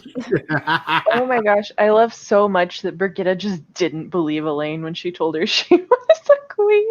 Or, well, going to be. That she's essentially a princess. I Right. love Brigitta in this book. She like looks at her in her slutty clothing and is like, sure, Jan. They're your princess. Yeah. Queen of England. And then the Shan Chan lady, who's the elephant tamer. Those are basically elephants. They just are called Shreddit. Yeah. You're like, and like she just like initially thinks that Elaine is a high lady and drops to her knees, and then by the end she's like, "Yeah, right. Maybe you were a lady, but after seeing you like be on the tightrope and flash your legs, nah." Nah, you're not a lady. Yeah. Yeah. And just the funny thing was like just Nynaeve getting into fist fights with that woman. That was such a bad idea. You're going to lose this fight, Nynaeve. Yeah, because clearly this person is military trained or is like has like some kind of Krav Maga or Tai Chi or Judo training. And Nynaeve just hits somebody with a stick. That's all the combat she has. Yeah, well, actually, I think like one of the circus performers who trains dogs or bears hands the Shanshan woman a stick to get at Nynaeve because she freaking hates her. Everybody hates Nynaeve except for Luca. Latrine and I can't believe her name is Latrine. Latel and Petra. Latel and Petra. And I think there probably is a character named Latrine at some point. It's one of the people Luca picks up towards the end, right before the riots. Yeah. I also love that Nynaeve started a little mini war because she asked two guys to get her the same boat. She asked 3 people to get her a boat, and all 3 of them got the same boat. Yeah. That part is really funny because we get Whoop! Did I accidentally a war? Yep. It's really funny. But we do get an interesting thing where Nynaeve meets up with Moghedien again, and Moghedien whoops her really bad. And like she nearly gets killed. Moghedien is nearly going to turn Nynaeve into a horse in Talleyrand Riyadh permanently, and is going to find her. And it's just, oh dear. And then Brigitta shows up, shoots her, and then Moghedien throws Brigitta out of Talleyrand Riyadh. Yes, I feel so bad for her because she doesn't know if like the dude she's in love with has even been born yet. It's like, oh. Very interesting drama. It leads up a whole lot of questions of how Talleyrand works.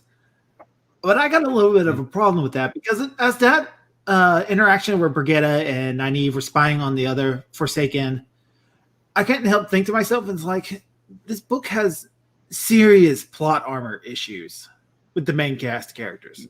Yes, and that is unfortunately going to continue. Like a lot. They're not like that Black Void thing. Yeah.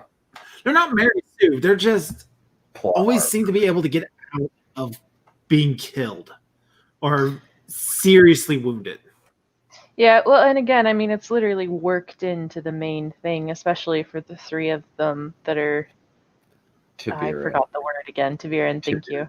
It's not Like, grand. Nynaeve and Egwene are just powerful Aes Sedai on their own rights.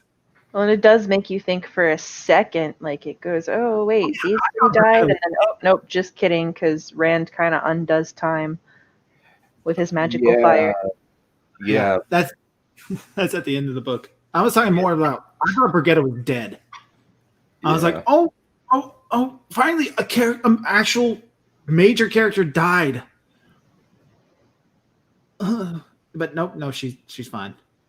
Yeah. Sort of. I got better. She got better. It is actually nice to see the bad guys actually successfully win for once. Guess they're starting to feel kind of pathetic. Yeah, they're kind of feeling villain of the week at this point, or villain of the month. And like the book is like not like all opera-y or high. Well, it is high fantasy, but there should still be some serious stakes. I'm not asking like characters should be dying left and like Game of Thrones are, but the last real big setback for the characters was when Tom got a limp. Yeah, well, and with how many characters there are, like, You kind I of feel expect you expect at least a death every other book in this kind of cast, Yeah. Which is kind of like, I think one thing that could have been done with this was some of the fat could have been trimmed a little bit. Yeah. I mean, especially seeing how the very first book, we follow one of the Forsakens in the prologue, and then he dies at the end of the book before he really does anything. Third book, really. Since it's a Shamael in both cases, and then he dies at the end of... Yeah. Oh, yeah, I thought it was Agenor for some reason. Oh, Agenor, sorry. Yeah, Agenor. he dies at the end of the first book, and he's who we follow in the prologue of that book. Before Hall takes over.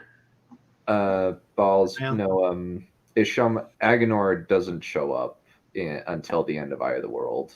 Yeah. Ishamael's the guy at the beginning. Okay. So that's what you have me for. I'm the dude who read these books a lot, probably more than is healthy, but give me up in the space chat. Yeah. And then kind of like after that, like Nynaeve kind of has a bit of a mental breakdown whenever she goes back into Teller and Riyadh, and like then they like kind of develop and try and get better there on their own, while chatting with Egwene and the other wise ones while they're there to try and kind of like keep each other informed. And Nynaeve really doesn't like what Rand is becoming, and she thinks that Moraine is responsible, which is just like, no, that's Rand. Rand's doing this to himself. Kind of is. Yeah. He's got it from the king, essentially. Yeah. And even Moraine at this point has more or less accepted that she's just sort of along for the ride. Yeah, it's kind of just like she uses the analogy, it's been like wrestling a bear as opposed to pulling strings on a puppet. Right. And it kind of like humanizes her kind of. And I think like, as well as like reading New Spring in kind of conjunction with this kind of helps to kind of the ending with her to kind of come like as an even worse hit. Yeah, for sure. The ending of this plot line too ties up to the end of the next group as well. So yeah. And I kept being like, she's not really dead. She's not really dead. And then he talks about his Land talks about his bond moving to someone else, and I was like, damn it, she's really dead. Yeah. Poor lady. Well, poor Lan. He's so sad. He's a sad boy. And then Nynaeve and Elaine finally arrive at Saladar after Galad Damodred, Massima Dagar, the prophet of the Lord Dragon Reborn, who is basically a giant religious zealot now. So bad. Oh my god. He went from being just this big old grump to being like, he's terrifying because he's just... Yeah, but it's kind of humorous in a way He's because of gone how mad. ridiculous. Yeah, Oh, he's gone. it's just annoying for me. I'm like, oh no. Yeah, well, it's kind of just like, For Rand. Because I've seen too many people act like this, where they go, "Oh, okay, I'm important now, and I'm going to pretend that I have always been the most holy thing in the world ever, because I met a guy." Okay. yeah, yeah. It's Nynaeve. He treats Nynaeve like she's a saint. It's like, why are you just like that? No, you were there to witness Rand speak his first words of wisdom. You go, oh, no. Nynaeve was like the most wise thing I've ever seen Rand do, was choose not to throw a rock at somebody ever again. Yeah. Well, a fat lot of good that does him. He's thrown steel at people. I think there's a difference. Lightning. Yeah. He's throwing gaps of reality at people. Yeah. And like just telling people either to like be chaste and walk in the light and not like wear like scandalous clothing, but he's then like, you're getting married now. Oh, okay. It's like arbitrarily making laws, and the Queen of Gildan she doesn't like it, but she's like, fine, you beat me in the past. 3 rulers before her killed. She doesn't have much of a choice. She's like, yeah. And like Uno is like really respectful, and Nynaeve's like, what a pushover. Yeah, I like how he talks about how she knows he's going to go off on the jewelry, which is why she keeps wearing it, because then at least he has something to focus his attention on, so she knows it's not going to be something worse. Yeah. Yeah. Uno not cussing. That was hilarious. That was really funny. Yeah. I think the main, like, the only, like, real criticism, like, in terms of, like, stuff not making sense is just the plot armor. That's the main problem. And to a certain extent, the romances. The romances aren't very well developed in a lot of cases. It's almost kind of almost shippy at times. Yeah, it's real shippy. There's a lot of insta love. Yeah. A lot of it. There is so much insta love. Though this kind of falls into, like, at least, like, we're going to get to Rand and Avienda, and I have a little clip for that one, but it'll only happen once we, like, kind of describe what's going to happen. But anyway, they kind of, like, Nynaeve and Elaine kind of eventually reach Saladar. Brigitte is now the first female warder in history. And Elaine has bonded a warder against all practice as an accepted in order to save her life, but like hopefully nobody finds out. Yep. Could be interesting. Because Yeah. then they'll find out that she's Brigitte, and then what? Yeah. Well, it's kind of like, would anybody believe it? No. Mm-hmm. Yeah. Anything else to add about like Nynaeve and Elaine join a circus and go down a river, other than the kind of cat fighting that just goes on There was throughout? so much cat fighting, like between everybody, because Brigitte was all, "Don't you dare feel sorry for getting me trapped here. I'm the strong, independent woman, and all of the bad things that happened to me are my fault." Okay. I like Brigitte. She was there. She just needed to knock sense into these two brats, basically. Right. Yeah, kind of. There was one part when they were like getting ready to pack and go, where they were having an argument, and then Elaine. Oh yeah, it's when Egwene was talking to them in their dreams. It's like, well, I don't need you to. You said Egwene's in your dream. The acting from the reader, forgot her name. That was some good acting right there. I like that. I appreciate that. Yeah. I feel like the only girls in this like universe that get along consistently are Elida and Egwene.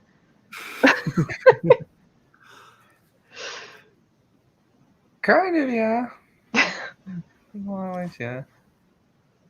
Well, and Nim kind of just doesn't have an issue with anybody. Mm-hmm. At least at this point.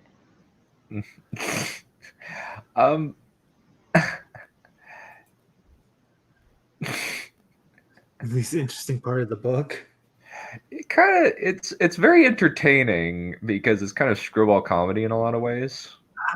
I get a lot of kick out of it because of the circus part. You know, magician, you throw a circus at me, I'm going to be hooked. Just like It was cute. I liked that it was there. I do feel like it dragged on a bit longer than it needed to, though. it really did. Yeah, there's kind of an air of like this could have been sheared down, and kind of I did think it was funny when like Nynaeve just walks up and just the contortionist, and she's like, "Ugh, that's interesting." I like all this Carney stuff, and I appreciate the actual research he put into like actual Carney life and stuff. Yeah. We do also get Mogideon kind of taking over the little black object cell, and then it didn't go anywhere. Yeah, it didn't really go anywhere. Leandrin kind of like tries first time, gets slapped down, then tries again. And got stilled. Essentially, yes. And it is kind of satisfying to see Leandrin get her comeuppance, but it's kind of it's not enough. She's a and we know we're not done with the Black Gotcha yet. They can't just leave that plot line dangling like that. Yeah. Now we kind of get to the meat of the story where a lot of the focus is around Rand, Matt, Egwene, and Moraine's story, where they're up against the Four Forsaken. But we kind of get one of those things where they're kind of Avienda and Rand have been at each other's throats for 2 books now. And then, like, it turns out unresolved sexual tension. This whole No. They just bang. Yeah. Rand, so there's a whole thing where Avienda is like trying to describe Elaine to Rand, and they're trying to explain. It's being hammered into us that the Aiel don't care about being nude in front of each other. It's not taboo like in the rest of the world or anything. But then Rand accidentally walks in on Avienda at one point, and she panics for no reason, totally out of the blue, never really given us why. And somehow she opens up a gate and travels. Yeah. Into the snow. Yeah. When you nope so hard, you rediscover lost magic. Yeah.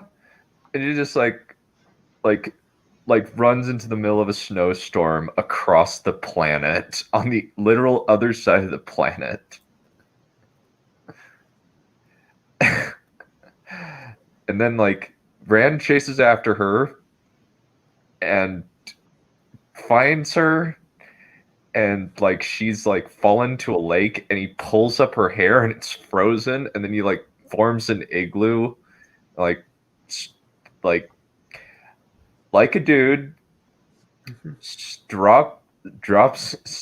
off his clothes, goes into the blankets to try and warm her up, and then suddenly she's warm. It's such a cliched thing to have happen. Like, oh no, she's gonna freeze to death. I guess we gotta get naked and share body heat. Okay. In a world of magic. Then again, he almost did set himself on fire trying to save her. So yeah. And then Rand isn't exactly known for and then they fuck right in front of her. Very much. Yeah. I had to use that one. I didn't have the time to download the full clip, so I just shared the YouTube clip. That's literally what happens. And apparently they went at it all night because that's realistic.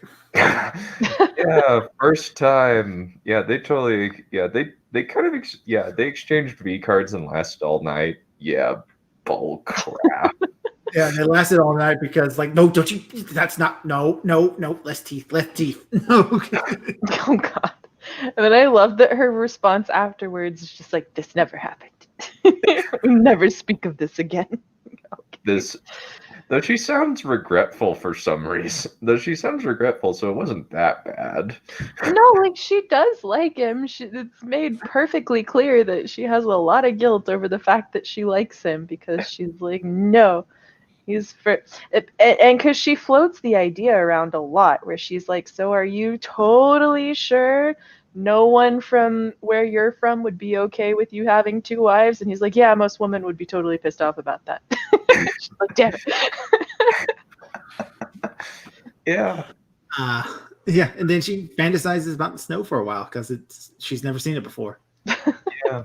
I felt so bad for Matt in this too, because like as soon as the guy got the note and we know that there's a girl who's a dark friend, I was like, "Aw, it's Aw. Matt's girlfriend." Isn't it? A character that was introduced in this book. Yeah. Yeah, Matt at the very beginning of the book. Wow, only 7. I'm missing the only 7. Oh man, and a what discussion. I feel so alone. Yeah. Yeah, there's like 14. Yeah, there's a lot of characters in this. And I think some fat is probably going to be trimmed in the show. I just hope it's good. I hope they don't get rid of Julian. I actually like Julian. Yeah, Julian's He's the most Sandar. needed character in all of this. Yeah. He literally brings almost nothing new. Tom could probably do everything he's doing, story-wise, with a Kind of, yeah. Because Tom already has a lot of thief catcher skills. Mm-hmm. Though it's going to be interesting how he plays in at a lot of points. But for this point in time, yeah, he is kind of a background character. I do think that, like, it is interesting that kind of Matt at the very beginning of the book gets a girlfriend. They go really steady, and he's like kind of trying to get away from her at a lot of points. At least by the end, where he's just like she's kind of like talking a lot like Lanfear to Rand, only like Lanfear never got into Rand's pants. It's very much weird. Yeah, I'm a maiden of the spear, but I come from those other guys we're fighting. Yeah. It's like, Oh, there's another dark friend among the Aiel. Yeah, Kadir is. Yeah, that scene with Kadir where where Isendra comes in, like she's like, I am not trying to sneak into Rand Althor's bed anymore. And like it kind of like they shaved shaved her and beat her with the Maidens of the Spear take guarding Rand very seriously. Oh yeah. And they just beat her with nettles, which is like, ow, crap, that's painful. And like shaved her bald. Right. It's like, yeah, go on, Blue. Oh, I want to talk about one of my predictions because I made it because of this book, because of one freaking throwaway line while they're at the circus talking to the blah blah blah lady. Okay, Matt's gonna marry someone who's a noble from Sanchen, because she called that court the court of the whatever moons. Oh yeah, who he's supposed to marry. So I was like, wait, so is it the Empress or like a cousin of the Empress, or it's somebody from her family? Yeah. I remember when that came out. I was like, just like a random throwaway line that made me go, wait. They're called the Court of the Nine Moons. Yeah, 9 moons. Thank you. It's like how many moons? Mm-hmm. We will log that down as a prediction. Matt will marry a Shanshan Hyde lady. Yep. Mm-hmm. Also, Matt's having issues with his memory as he's literally just becoming a general. Yeah, against his will. So against his will. Poor Matt. He's really good at it. He has a memory of like a lineage of his, all these past lives because he's Targaryen and everything. And it's heavily hinted at him and Perion. are rebirths of old heroes. And it's very, very interesting. Yeah, and I also love the fact that Matt is around with a sword. yeah, he's got a glaive, which is cool, like a very unique weapon. This is kind of an artist rendition of it, of Matt, including the magic medallion that allows him to basically be a channeling immune. Yep. To female Aes Sedai, at least. Yeah. We learned that it does not protect him from male Aes Sedai. Yeah, from male channeling. Indeed, it does not. And kind of throughout this, we see that Rand is kind of being set up to fight against Ravine, and we kind of like have hints as to who Ravine is in the prologue, but then like Blandfear like says, no, he's Gabriel in Camelin. He's got Morgaze dancing attendance on him. Yeah. I have a huge number of problems with this particular line of books. First off, one of the things Rand's trying to do is chase down this renegade Aiel group being led by Couladin, who was a minor villain in the last book. Yeah. And then he gets killed by Matt. And then Couladin gets killed by Matt. We don't even get a fight between Matt and Couladin. It just happens off screen. It's like, but you were building up this whole fight between Rand and Couladin for 2 books now, and we don't get that. Well, it was weird that Couladin even got as far as he did with what is presumably far fewer Aiel, right? And it's just like, I buy that like a town or two, sure they would have gotten, but surely they're like getting injured as they're going, and one of these towns has to be able to put up a fight. Like, come on now. Mm-hmm. Yeah. But at the end of the day, it was just a reason to get Rand back out of the Aiel. Yeah. Mm-hmm. It's one of the problems that we had there. And then we're back in Caelin, Kyrian. Where Rand won the game of houses without doing a thing. Yeah. He has to freak them all out so they're afraid of him and stop trying to date him. Perhaps I'm into older women. And then she comes around, and Avienda's there and scares the living crap out of her. Because Rand forgot about that. Yeah, Rand kind of forgot about Cullivere. Oh, that was fantastic. I love that. Oh, we have Asmodeus running around here too. Yeah, Asmodean. Yeah, Asmodean's kind of like just kind of the dude who kind of pokes fun at the situation. And apparently what the maidens were told by Avienda's sister that her and Rand were banging. Because Asmodean kind of like said they didn't want to be disturbed, and like Rand says somehow even though it happened on the other side of the worlds, they knew, and apparently were banging spears, yelling about things they were going to do to Rand. And apparently some of them surprised Asmodean, which is infinitely amusing to me. He's a sexual deviant. Yeah. Yeah. Yeah, Asmodean, he kind of just doesn't do a whole lot other than teach Rand, and he's kind of like, I'm grabbing onto that tuft of grass and hoping that it doesn't pull free on me. Which makes sense. I mean, he is kind of in that, well, I guess I follow Rand around or I die kind of place. He's kind of in he's in a no-win situation. He's out of options. Yeah. Yeah, he's very much like, all right, I'm going to hope that you win because otherwise I'm dead. Because I'm worse than dead otherwise. Egwene is learning how to dream walk. She doesn't, other than informing Nynaeve and Elaine what's going on, she doesn't really do much else. No, she doesn't do much. She like argues with Rand a couple times. That's about it. It's definitely showing how distant the two have gotten.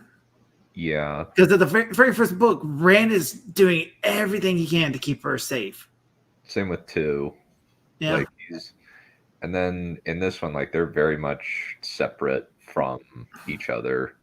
And like they're very much diametrically opposed because she's very Aes Sedai and he's anti Aes Sedai other than Moraine. He trusts none. He's like saying no. And even then, Moraine is very iffy. Yeah. At least to him. We know that she's a straight arrow, straight shooter, who's slightly morally like gray, but she's like willing to help Rand no matter what.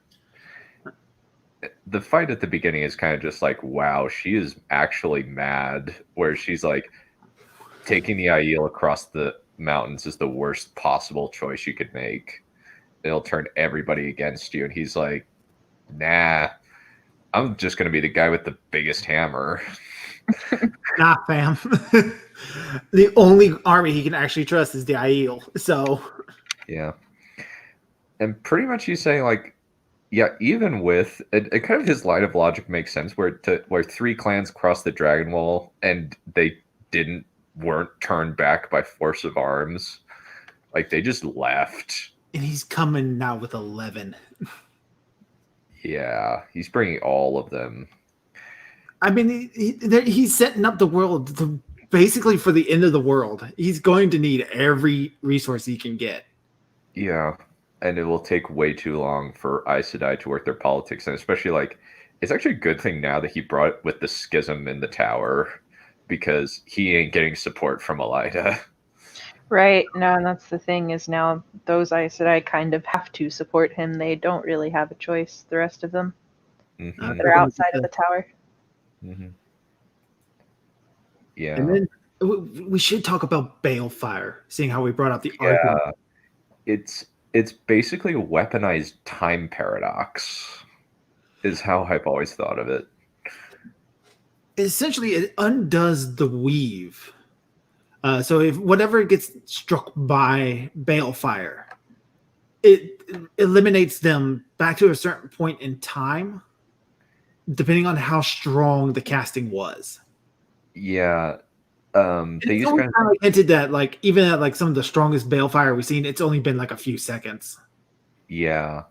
Which makes me think that like random scene where, oh, okay, we're gonna have the Tellhounds or whatever attack now. Like that was just to show how that works. Yeah.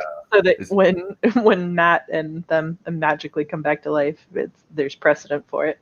Yeah. Where like a bunch of Darkhounds attack and they slather like poisonous spit all over Matt's arm and he should have been dead. Mhm. But then Moraine heals him and said like what he described should have killed him before I got there.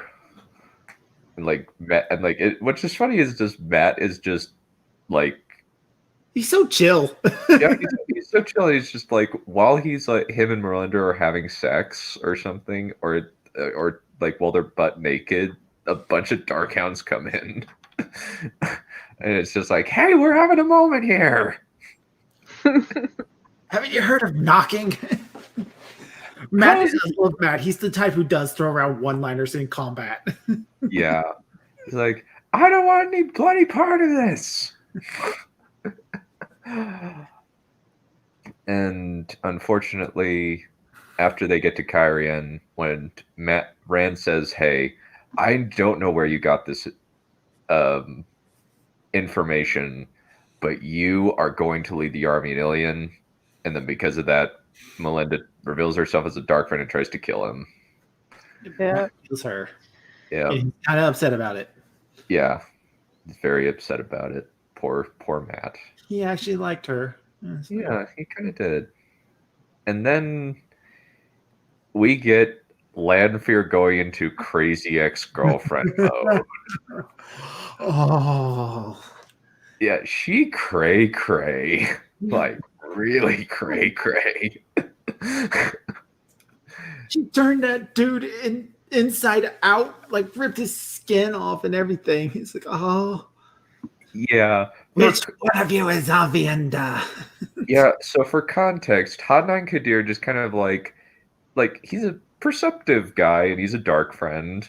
And he just kind of watches Avienda and Rand, and she's like, he just notices that, oh, she's kind of looking at him like she's really possessively, and like just kind of assumes, yeah, they boned. And he tells Lanfear when Lanfear shows up at Kyrian. Let's And- be clear, Lanfear. She does not believe in the saying to not kill the messenger. No, she like skins him alive with the she blows up the carrot. First she blows up the carriage and like throws his like flayed skin outline out into the sky. And she's like, which one is Avienda? Like just crazy like crazy ex who feels like she's been cheated on. Like she gets Egwene first by accident, like, and just like, and starts torturing her and puts Egwene out of the fight. And then her and Rand face off, and Rand can't quite bring himself to kill her, even though he's got Lews Therin Telemon's mad maunderings in his head telling him about ways that he can kill Lanfear, and he just can't bring himself to do it after seeing Matt talk about how Melinda nearly killed him and he had to kill her. Yeah. And she's also killed a number of civilians because of this explosion. Yeah. And And That kind of bugs me. Like, I get it, but it's like, come on, Rand. Yeah. Come on. come on, she's not a woman. She is clearly psycho. Yeah. We do, like, throughout the book, we've been having Rand kind of, like, hear A number of voices. voices at this point. Yeah. Of a number of voices, but especially Lews Therin's voice in his head, who's, like telling, like, I am the Lord of the Morning, and, like, just kind of little turns of speech are coming out of his mouth by accident. Like, he's saying, like, and you loved power. I don't love you. I love Ileana. It's like, wow, you're kind of going off the deep end, dude. Are you okay? Do you need a nap? Yeah. Rand, eat a Snickers. You're not you when you're hungry. Yeah. You need a Snickers, just like Danny.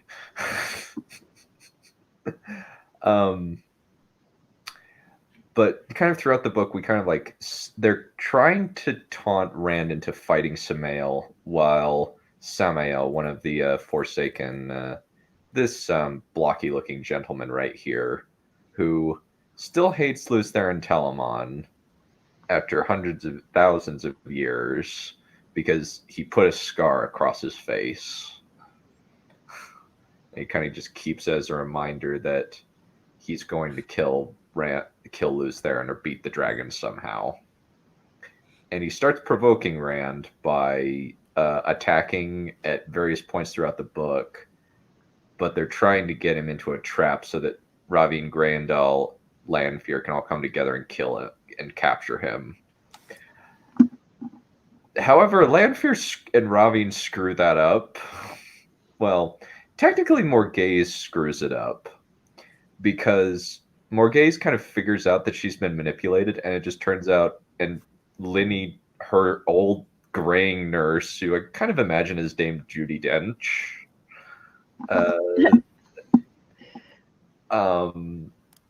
like says, you banished a lot of your allies, even had one of them flogged for questioning you, and Garth Bryn, and apparently he's been having sex with a harem of 6 other girls on the side. Yeah, some more gaze runs away, and then Rand thinks she died. Mm-hmm. See, Morghese built his army. Rand shows up to fight Ravine. Can we talk about how he got there? Because I know it's kind of morbid and it wasn't meant to be funny, but the fact that somebody just randomly fell off the edge cracked me up. Oh my gosh. I was sitting there mortified. Blue's over there laughing. It is kind of comical. In No, some I'm way. kidding. That's awful. There's nothing funny about that. No, it's an awful way to die, but it was just like so random. And like, you see this thing moving through vast empty space, and you don't maybe stay away from the edge. Like, No, how does that happen? They are so eager to go into the fight that probably the platform was overfilled. And he probably just lost his balance for just a second, and there he went. Yeah. Yeah, and like when kind of like, but then we kind of get, I think like the emotional like cornerstone of this book is actually Moraine in the end fight with Lanfear.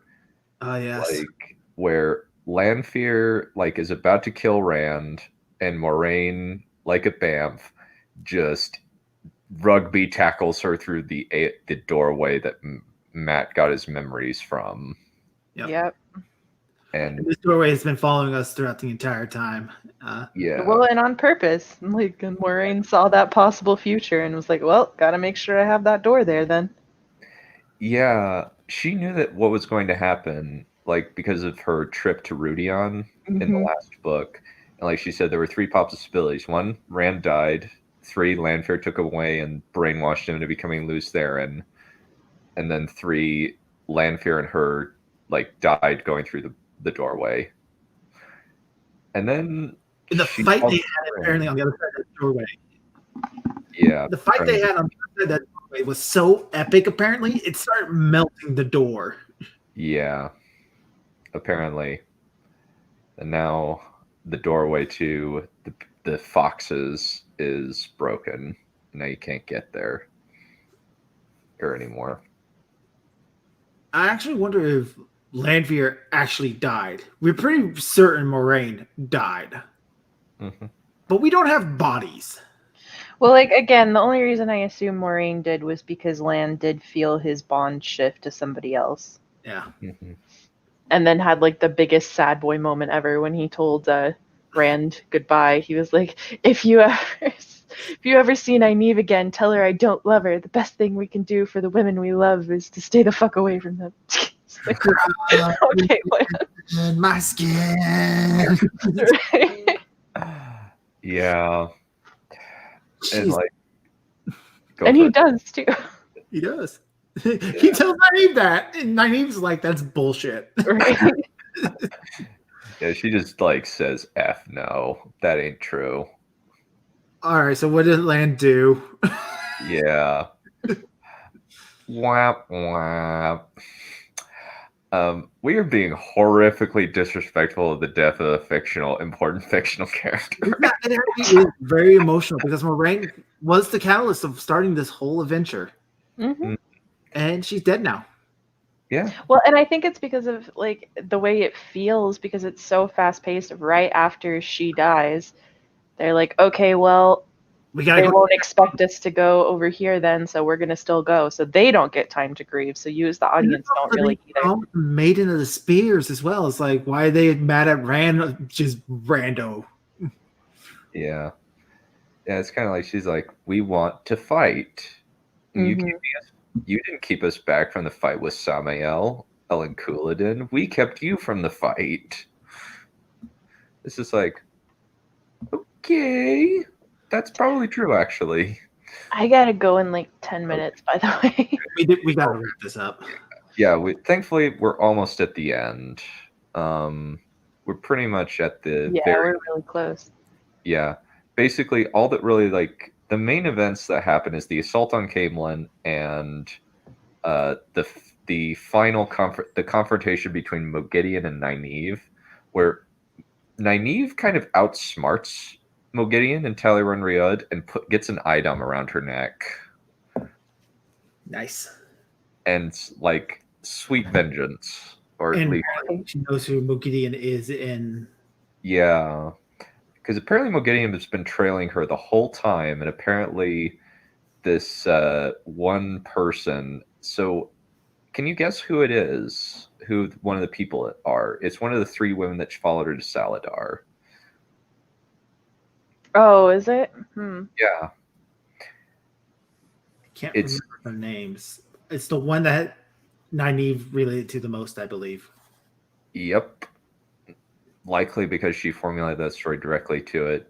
She's the one with the two boys. Oh no. Yep. Where'd you find the boys? Probably refugee. Brainwash random children. Guess that makes sense. Yeah. And then she divulges the whole plan of the Forsaken to Nynaeve, and like apparently now like Rand and Robin duke it out in Camelin, first in the real world and then in the world of dreams, after Robin kills Matt Osmodian and Avienda with a lightning bolt. And they kind of just like go back and forth throughout the castle and trying to kill each other, and Gideon is freaking out. Threw Perion at that Rand. Yeah. Like there's just balefire going all over the place. Yeah. He tried to turn Rand into a werewolf or something, like the Beast from Beauty and the Beast or something like that, just so he can't channel. And then when Nynaeve just finds him, she just cooks Robin for a little bit, kind of turning into the monster that he is. Kind of like, Robin is a terrible person. Like, we don't get much of, but he's basically just like this horrible like sex addict dude. Like, brainwashes women into having sex with him and using magic. And then Rand like hits him with a really powerful one last burst of balefire, and then his thread goes back so far that he just vanishes out of existence. And then Matt, a couple of hours. Yeah. And then all the damage that was done to the palace is gone. And then Avienda, Matt, and Osmodian are alive. And Rand goes up and hugs Avienda and swings her around, and she's like, what the heck? And then he goes to hug Matt, and Matt's like, what is wrong with you? Are you crazy? I don't want no hugs from you. You're crazy. And that's kind of the main end of the plot. And then the epilogue is just Davram Bashir comes up to Rand and says, well, I'm here to offer you my services and hunt down Mazrim Taim. And Rand's like, nope, I need a guy to run my school for guys who can channel, because I'm going to announce a general amnesty. Which is so brilliant, and I feel like backs up my theory that he's gonna, by the end of this, get rid of the taint on the male half of the power. Oh yeah, absolutely. Yeah, Rand's starting up a school, trying to just like, because he literally lays it out. We're about to get our asses handed to us. End of the world is coming. People aren't going to go mad enough. We need everybody that we can who can touch the source fighting for us, because we're about to go up against dreadlords. Right? He's like, if they're still sane enough to fire in the right direction, that's good enough for me. It's very much. The glassiest of glass cannons. And I think that I think Nynaeve's gonna figure it out, and Logain's gonna get his channeling back. Oh yeah, I absolutely agree. Alrighty. Take a moment to appreciate the fact that Rand basically DBZ'd Ravine off the face of the planet. Yeah, he kind of did. Yeah. Yeah, and Ravine's now kind of like he's like one of two Forsaken that have been killed with balefire at this point. And it's going to be interesting going forward. We do have one last bit of Morghese going off into the distance. That's kind of the interesting thing about this, is that's where they choose to end it, which I think is like, okay. Because it was building up the fact that Morghese may fight Ravine herself, and another one of these weird plot threads that I have a problem with. It's like, it feels like they build up Morghese to fight Ravine, not Rand. And because now she's gonna be like, the Dragon Reborn's on my throne. Yeah. What? He's basically putting Elaine on the throne anyway, so he's just holding it until she can get there. Right. Yeah, and it also fight Perion probably. Yeah, it also fulfills like a dream that like that Egwene has earlier, where Rand sits in a woman's chair and that woman is mad about it. I forgot about that. Oh, that is the thing. Rand's sitting in a woman's chair and she's really angry about it. Yep. Yeah, and a few others. Like couple are really odd. Like Matt, like throwing dice with blood streaming down his face, and then another one of Tom pulling Moraine's ruby out of little sapphire stone out of a fire with his hands. What do you think that could mean? We have the meaning for one of the sitting in the chair, and possibly even for Matt tossing dice with blood streaming down his face. But what do you think that those could mean? I bet Tom is going to protect Elaine or something. Well, the interesting thing is he pulled Moraine's little stone out of a fire. That's the. Could it be like something that was an alternative future, or do you think that there's something more to it? I feel like there's still a chance that she's alive, but and maybe Tom saves her somehow. I don't know. We'll see, but yeah, it is going to be interesting to see how they justify Lan's bond shifting, though, if she didn't die, or if she dies and comes back, then that makes sense. But that's not, resurrection's not really an established thing yet, so. Yeah. It's actually, well, besides in the whole heroes coming back. Mm-hmm. Yeah, but that's reincarnation. Right. Yeah. And if she gets born, she'll be a wee babby girl. Right. And so final thoughts on the two books. What are kind of the overall thoughts? Like, it seemed like, yeah, I think I would definitely agree that this kind of like starts with the trend that Robert Jordan tends to go on of plot cul-de-sacs. Where they kind of are like, you're kind of going a little circle into the plot and then you go right back to the original plot. Honestly, except for focusing on the cat fighting for too long, I really liked this one. It was fun. Good. Yeah, it is a good one. Yeah, but it's kind of just the cat fighting is so long. It's very prevalent, yeah, for like a whole chunk of the book. It does get rather annoying. I would agree with that with Blue. I think this might be my least favorite of the books. Mm-hmm. But, I mean, it's still really good. Like, it's really good. It makes sense. It makes relative sense. And just like, that's the low bar we're at. This makes sense. Yeah.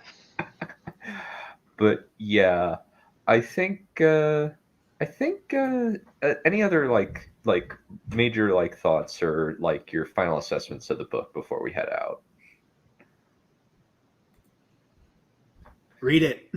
It's good.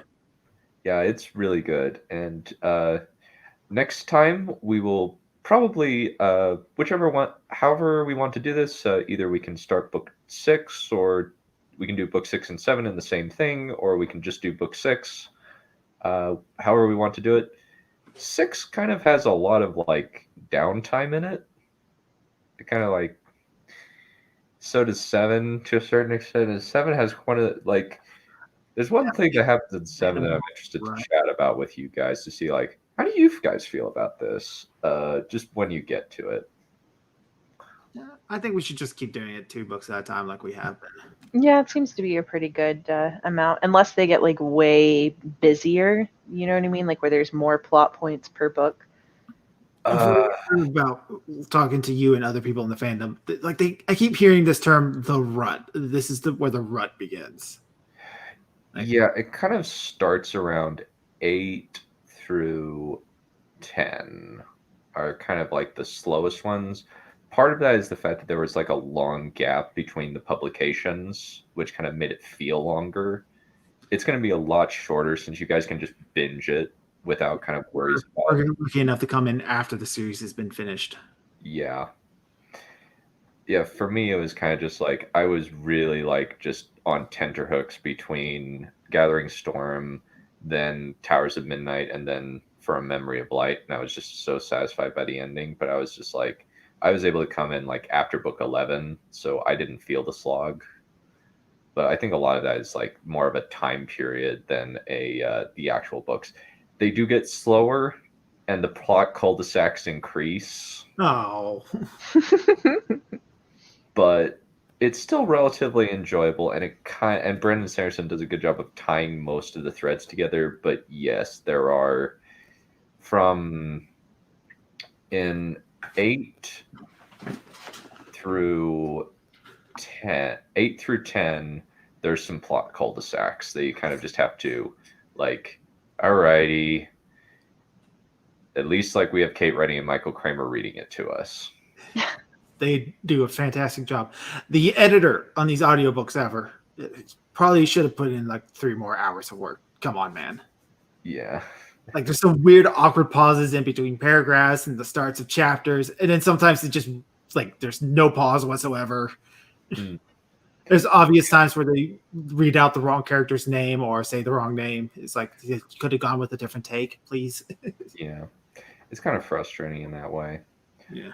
But thank you all for coming. Thank you, Blue. Thank you, Crow. I'm very glad that you could be able to come. And I will say goodbye for now. And